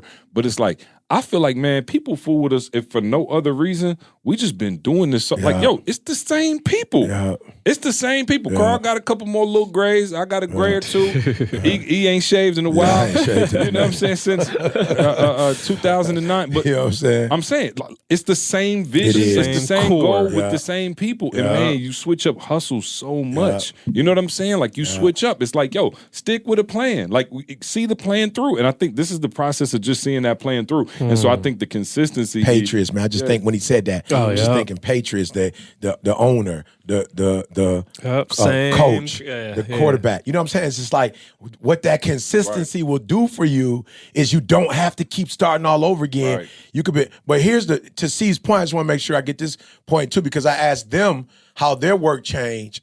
I think the most important thing is how the world changed and how they deal with us. Like people deal with us differently because of who we are. Like we're still doing the same work, but when you number one doing the same work you was doing when you was number 30, it's the same work. But when you number one doing the work, people have a different level of respect. So guess what people are doing for us now? They are pouring their resources into what we do. And so actually what we're doing now is way easier. You would think because we won and we had way more responsibilities that it would be harder. But it's actually easier for us to do what we do. And here's the part that I think, you know, that I want for those of you who are listening to listen to, because people kill me when they say, how do we get a team like y'all? How do you get a CJ? You know what I'm saying? Everybody want to know, like, how do you get somebody like Carl who works on your stuff as if it's their very own before it's their very own? Like, how do you get people to work for free? And when you do what you do at a high level, now the easiest thing for us to do is recruit high talent. Like, it's so simple for us. Everybody want to work for us now. So now we can be very selective about who we bring on because we have won so many in our little world. We've won so many Super Bowls that everybody want to play for us now. So I'm telling you, when you're all over the place, what you're really doing is you're self-sabotaging by being all over the place. When you get focused, you attract something totally different. I think, guys, for me, when you think about a Josh, when you think about a Jamal, you know what I'm saying? I think about Tiffany came on to help me, whatever. I'm tripping like, yo, she's helped me make my goal in 27 gigs for 2020. Like, yo, when you think about the people now, and watch this, and there are other people that have wanted to work for me that was trying to charge me 30%, 40%. She like, yo, give me 5%. I'm gonna prove what I could do to you. Give me a year for 5%. I'm like, what? That's like almost not getting paid. But I believe in myself so much, and I believe in what you do. You're looking for Ty and Ray traveling across the world with us. Help, bruh, we got people now that's willing to work for us almost for free to help us with the cause. Why? Because they want to be on a phenomenal team. So when you become a phenomenal team, you don't have to work as hard on becoming a phenomenal team because everybody wants to be down. So for real, y'all, get the plan, y'all. Don't leave from that because here's the crazy thing is you have to own what you can own first. And I promise you, we need to do a whole podcast. Maybe we'll do more about it next week, but you have to own what you can own. Like I said, man, I'm tired of seeing people on the road hitchhiking. Yeah. It's like, dog, you start pushing it. You might not get it all the way to the exit, but just get it 5 feet. Yeah. And I think in this society, we so quick to be like, I need help. You know what I'm saying? Like I tell Trey that. I'm working with Trey now. Because like, Trey, like, he kind of got like that perfectionist thing from his mom a little bit, right? Yeah. So he'll be doing his homework or something like that, and he'll be like, I need help. I'm like, bro, you didn't even try to work through that. Right. You know what I'm saying? It's like at the first sign of anything, you were like, Dad.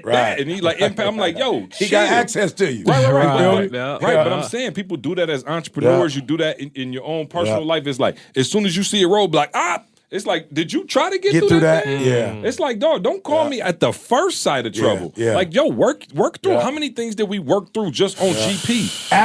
After the bank situation, everything. Everything. I was sitting down, remember, I'm not going to call the name, but meeting call with high officials in the city.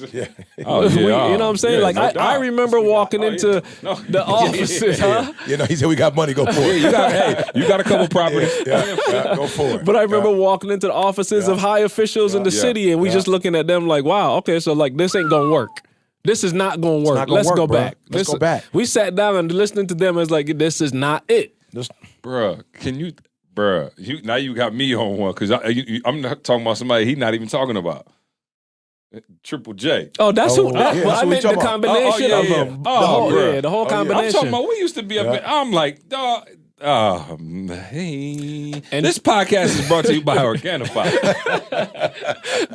Organifi.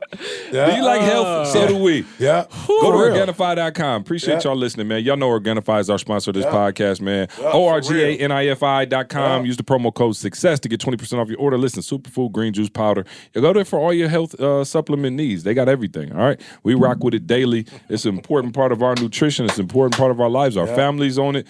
Man, and all our friends and loved ones. So shout out to everybody who's on that Organifi, who've been rocking with us on that wave, the people who bring it to the conferences, show us, drinking it. It's a big family now. So we appreciate you guys supporting this podcast, supporting us. I got Ralph hooked now. I got Ralph on the protein boy. Ralph was like, dude, what was that? I was like, there go the source right there. I got you 20% off right now. Do me a favor though. Make sure you keep putting in that promo code. Yes, sir. Don't do it the first time. Do it every time. Every time. Hey, I'm shaking my head, Carl. Yeah. I'm shaking my head, bro. Look, I know. I see it on your face. If you're out there, do me a huge favor. Yeah. Stop. The mayor got work to do in your city. The city council got the governor, the millionaires, the bank. They got stuff to do. Listen to me very closely. Go out there and blow up and let them call you for lunch.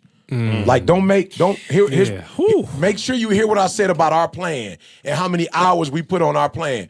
Don't spend a whole month sitting outside of the municipal office 'cause I did of it. your city. I did Don't it. do that. Don't sit there waiting Only on to be them. treated like boo-boo Yeah. I'm just saying, Yeah. don't do it. Don't go to, somebody came to me the other day and was like, so-and-so, can you give them my plan? If you spent the time you spent begging, working, Yeah, or let's call it this, because that begging might be too hard. Oh, my bad. Sorry, networking. that's the D. Yeah, networking. That's a better word. I'm just That's saying, a better word. if you feel that the person that you're looking up to who got work to do on their own, I'm just being real. People will text me and be like, you ain't get my text, you didn't respond. I'm like, what? I got a wife, I'm a pastor, I'm the CEO of a company. You think I'm just sitting here all day waiting to get your message, waiting to turn your company into like, for real. I told somebody the other day, it's your company, it's your reward. It's not like if I help you blow your idea up, you about to give me $5. Slow down is how we got in trouble. Slow down. Slow down. You understand what I'm saying? I know. Okay. I'm just saying though. That's this Christmas season. We might just need to put a little bucket out there. I'm just Salvation saying. Army style. What we'll do is choose a charity of your choice and just we'll let you donate have it. Send it to everything. it. Yeah. But I'm just saying. You're walking on thin ice right now, Claire. Somebody was like, hey, E, I need you to help me with my idea. I'm like, yo, this is crazy. If I help you with your idea, you the one gonna get the reward. You gonna get all the money. So how do you want? What am I supposed to do? I'm supposed to give you 50 hours Your and blow reward your coming in heaven, dog. Oh, you're right. I That's forgot what it about is. that. Yeah, come That's on, it. read You're the right. scripture. Well, can they at least pay tithes for me helping with the idea on earth? Yeah, I'm sorry. Leave to that my alone. church. Leave the mayor alone. Leave the governor alone. Leave the city left fit. Work your plan. Go work your plan. Put hours in and let the mayor say, yo, I think that plan is what our city needs. Let the city councilman go, I heard about this. Let them, that's what I need you to do. Hey, I'll summarize it like this, and I don't know. I think it was Mustafa. I don't remember who said it. So whoever it is, forgive me for misquoting you. I'm giving you the credit. Whoever you are, you know who you are. But they said everybody is everybody is self-made. Everybody is self-made. Only the successful people admit it, though.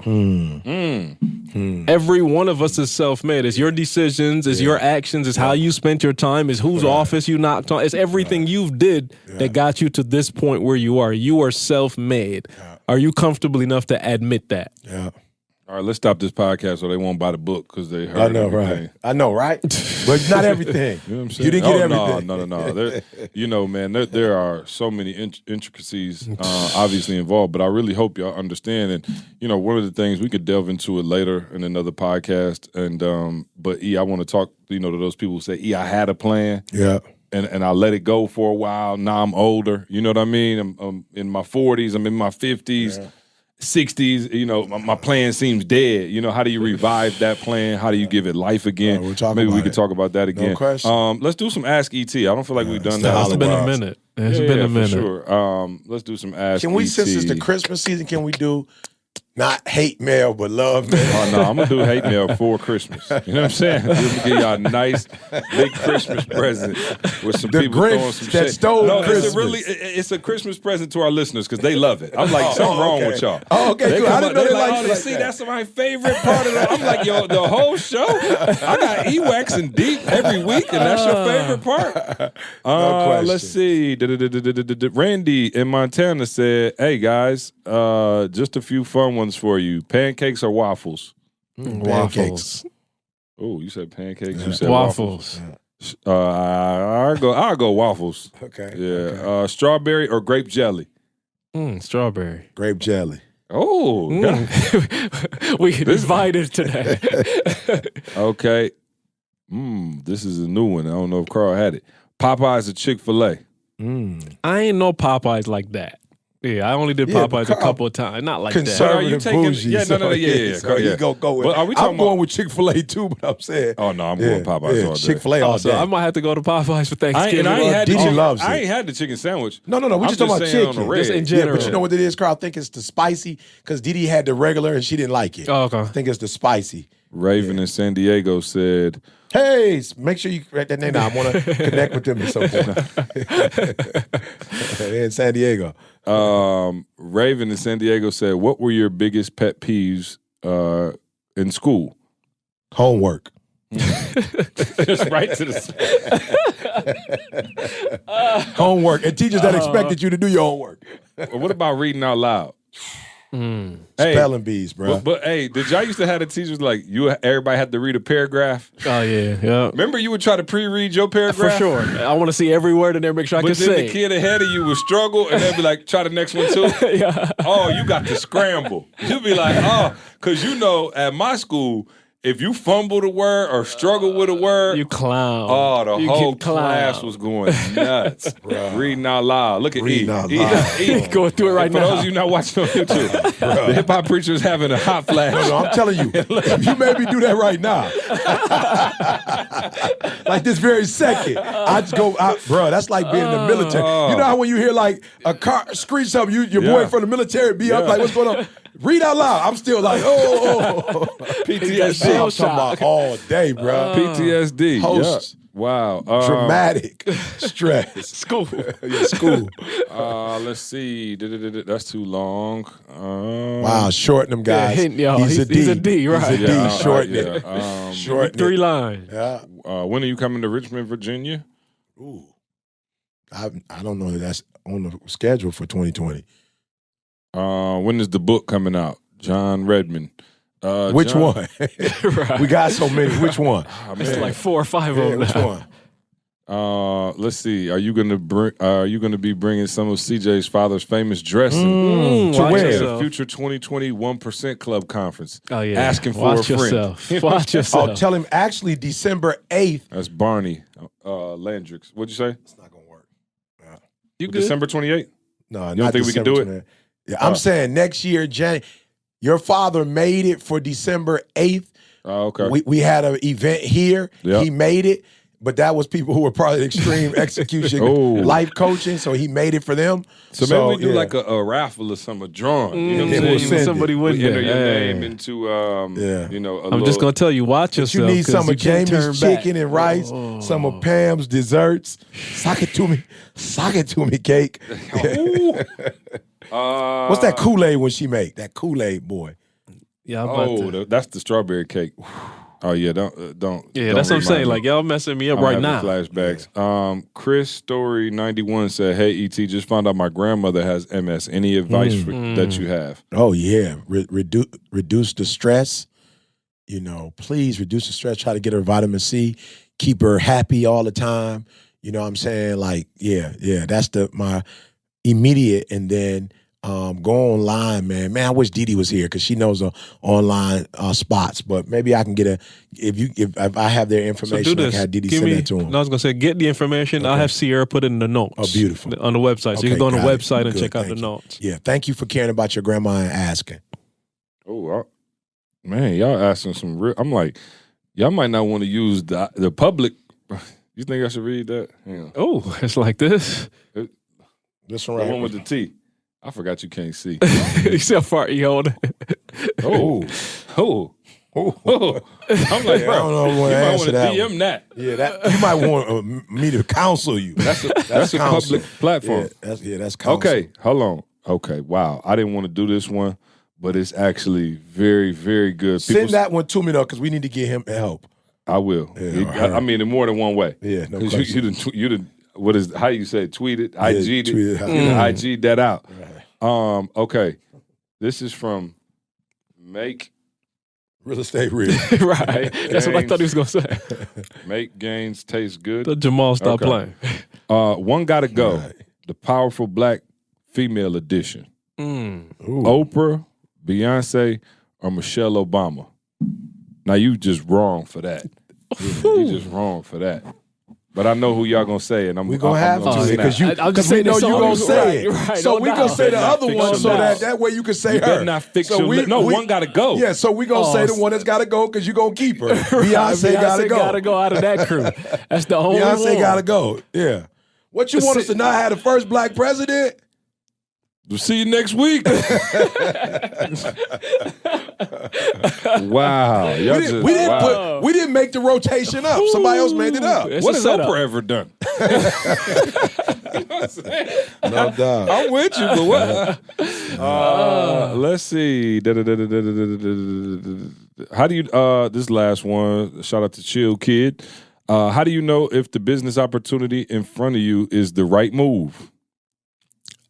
So my answer to this now is and this is so cool for me because I love millennials. People trip on millennials. Yeah, I don't care if it's the right move or not. Make it, and then if it ain't, make another one. Let's just figure it out. Like millennials now not on that loyalty 30 years to no company thing. Like you do what's making you happy. And at first I used to trip on it, but I'm like, no, they're actually right. Because Like somebody else is being getting happy. off so why happy you off can't of what be you're happy? doing. So make the decisions that make you happy, and let's move on. So Follow us on S2S Podcast, man. If you want to leave your questions, we'll try to get them read live on the radio.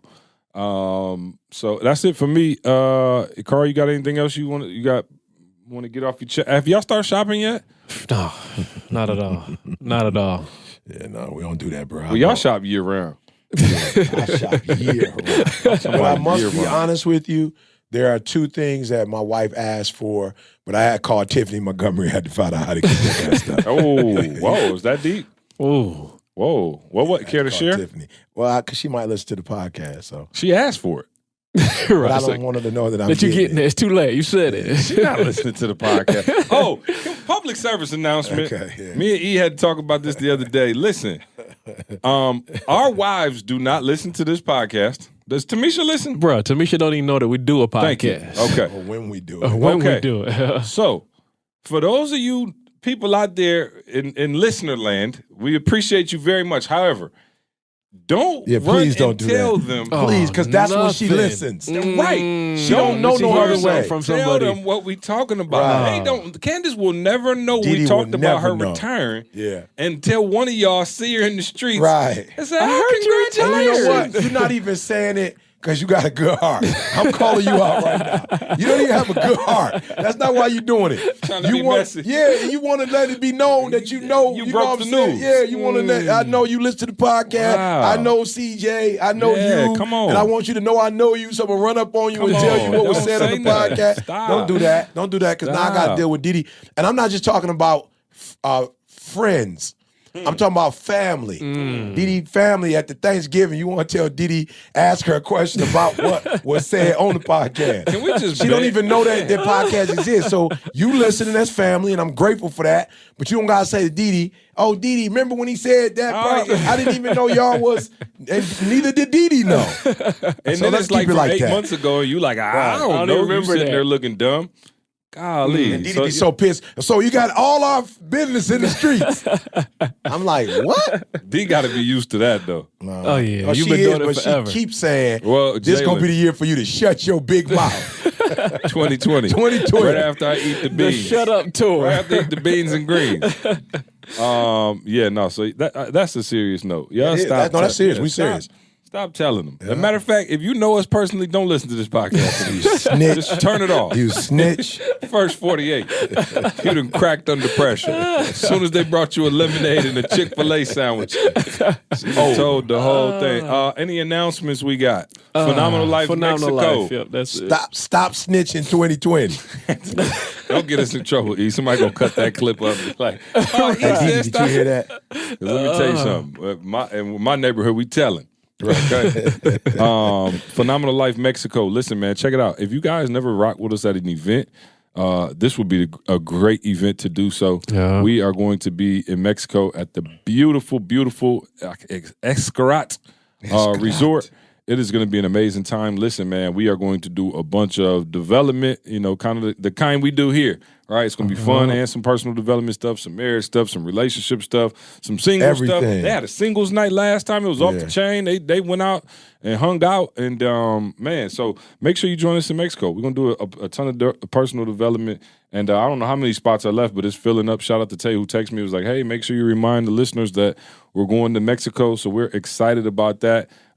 Bring the kids or don't bring the kids. Either way, Right. I'll have Bring the kids, my full yeah. family there. But I got the cheat code and my mom and dad coming. grandparents. So, I can see them when I want and send them off on their own when I want. So that's a blessing. E, you got anything else before you get to this nugget of the day? Oh, the nugget of the day or something else before the nugget of the day? Something else before the nugget of the day? Eat dressing. You know what I'm saying? Get you the black eyed peas, get you the greens. No, seriously, do whatever it takes. I do not want to hear that mess in 2020 about you still not happy. You still entertaining people you shouldn't be entertaining. You still not where you want to be financially. Like, yo, I'm just tired of people not taking full advantage of all the resources around. And we say this all the time, and we mean it with all of our heart. We're not trying to humiliate ourselves, but we are saying if we could do it, it could be done. You know what I'm saying? We did not start, with, collect $200. Like, we started, as it relates to entrepreneurship, we all started at the bottom. We do not come from entrepreneurs. So, for real, take the stuff that we're giving you and use it. Think about it like E.T. don't read books. Like, think about that. Think about how I take one principle from a book and apply it, and look at how my life has changed. So don't listen to this for entertainment. Literally take at least 1 or 2 principles and go apply it to your life, man, so that you, your family, whatever, you can really live the American dream, man. Hey, I'm gonna give one more quick thing from your pops. Yeah. Your pops was kicking it last week, and Pops said we was talking about how he prepared a dress, and he could, bruh, I didn't realize he was doing it for that many people. Oh yeah, that's insane. Oh yeah, I didn't realize he was doing it like that's he why I doing said it this time. Just do it one for the church, and we good. I'm saying he doing it for like the whole like holiday season. Yeah, Ain't he like a Thanksgiving thing? No. Thanksgiving gone, and he still. Yeah. But what he said to me is like, what people don't realize is that you control the ingredients that go into your life. So he's like, yo, when I Come do on, this, Pops. yeah, I was like, Come on, Pops, I gotta Pops. shout you out. I ain't get this knowledge from nowhere. You feel me? Yeah, That's he right. said, he's like, yo, for real, like if I taste the seasoning and it don't taste good to me, why would I put it in my food? So he was He saying, always like, say that. I don't like that answer though. When you're trying to cook, like, if it don't taste good. Don't put it in. Right. But he was just like, yo, when it comes to your life, he's like, it's the same thing. Don't put ingredients in your life that you don't like how they taste. You don't like. He's like, you know what I'm saying? So if he gave the before the nugget, so I'm gonna make that the nugget, and we out of here, y'all. Free nugget. Hey, Carl, you get a round of 99. applause for that. Hey, appreciate y'all listening, man. Hey, listen, everybody always say, how can I help the podcast? Go share this with somebody, man. Tell somebody else to listen. Make sure y'all keep rocking with us. Go to iTunes and leave us a review. Apparently that helps.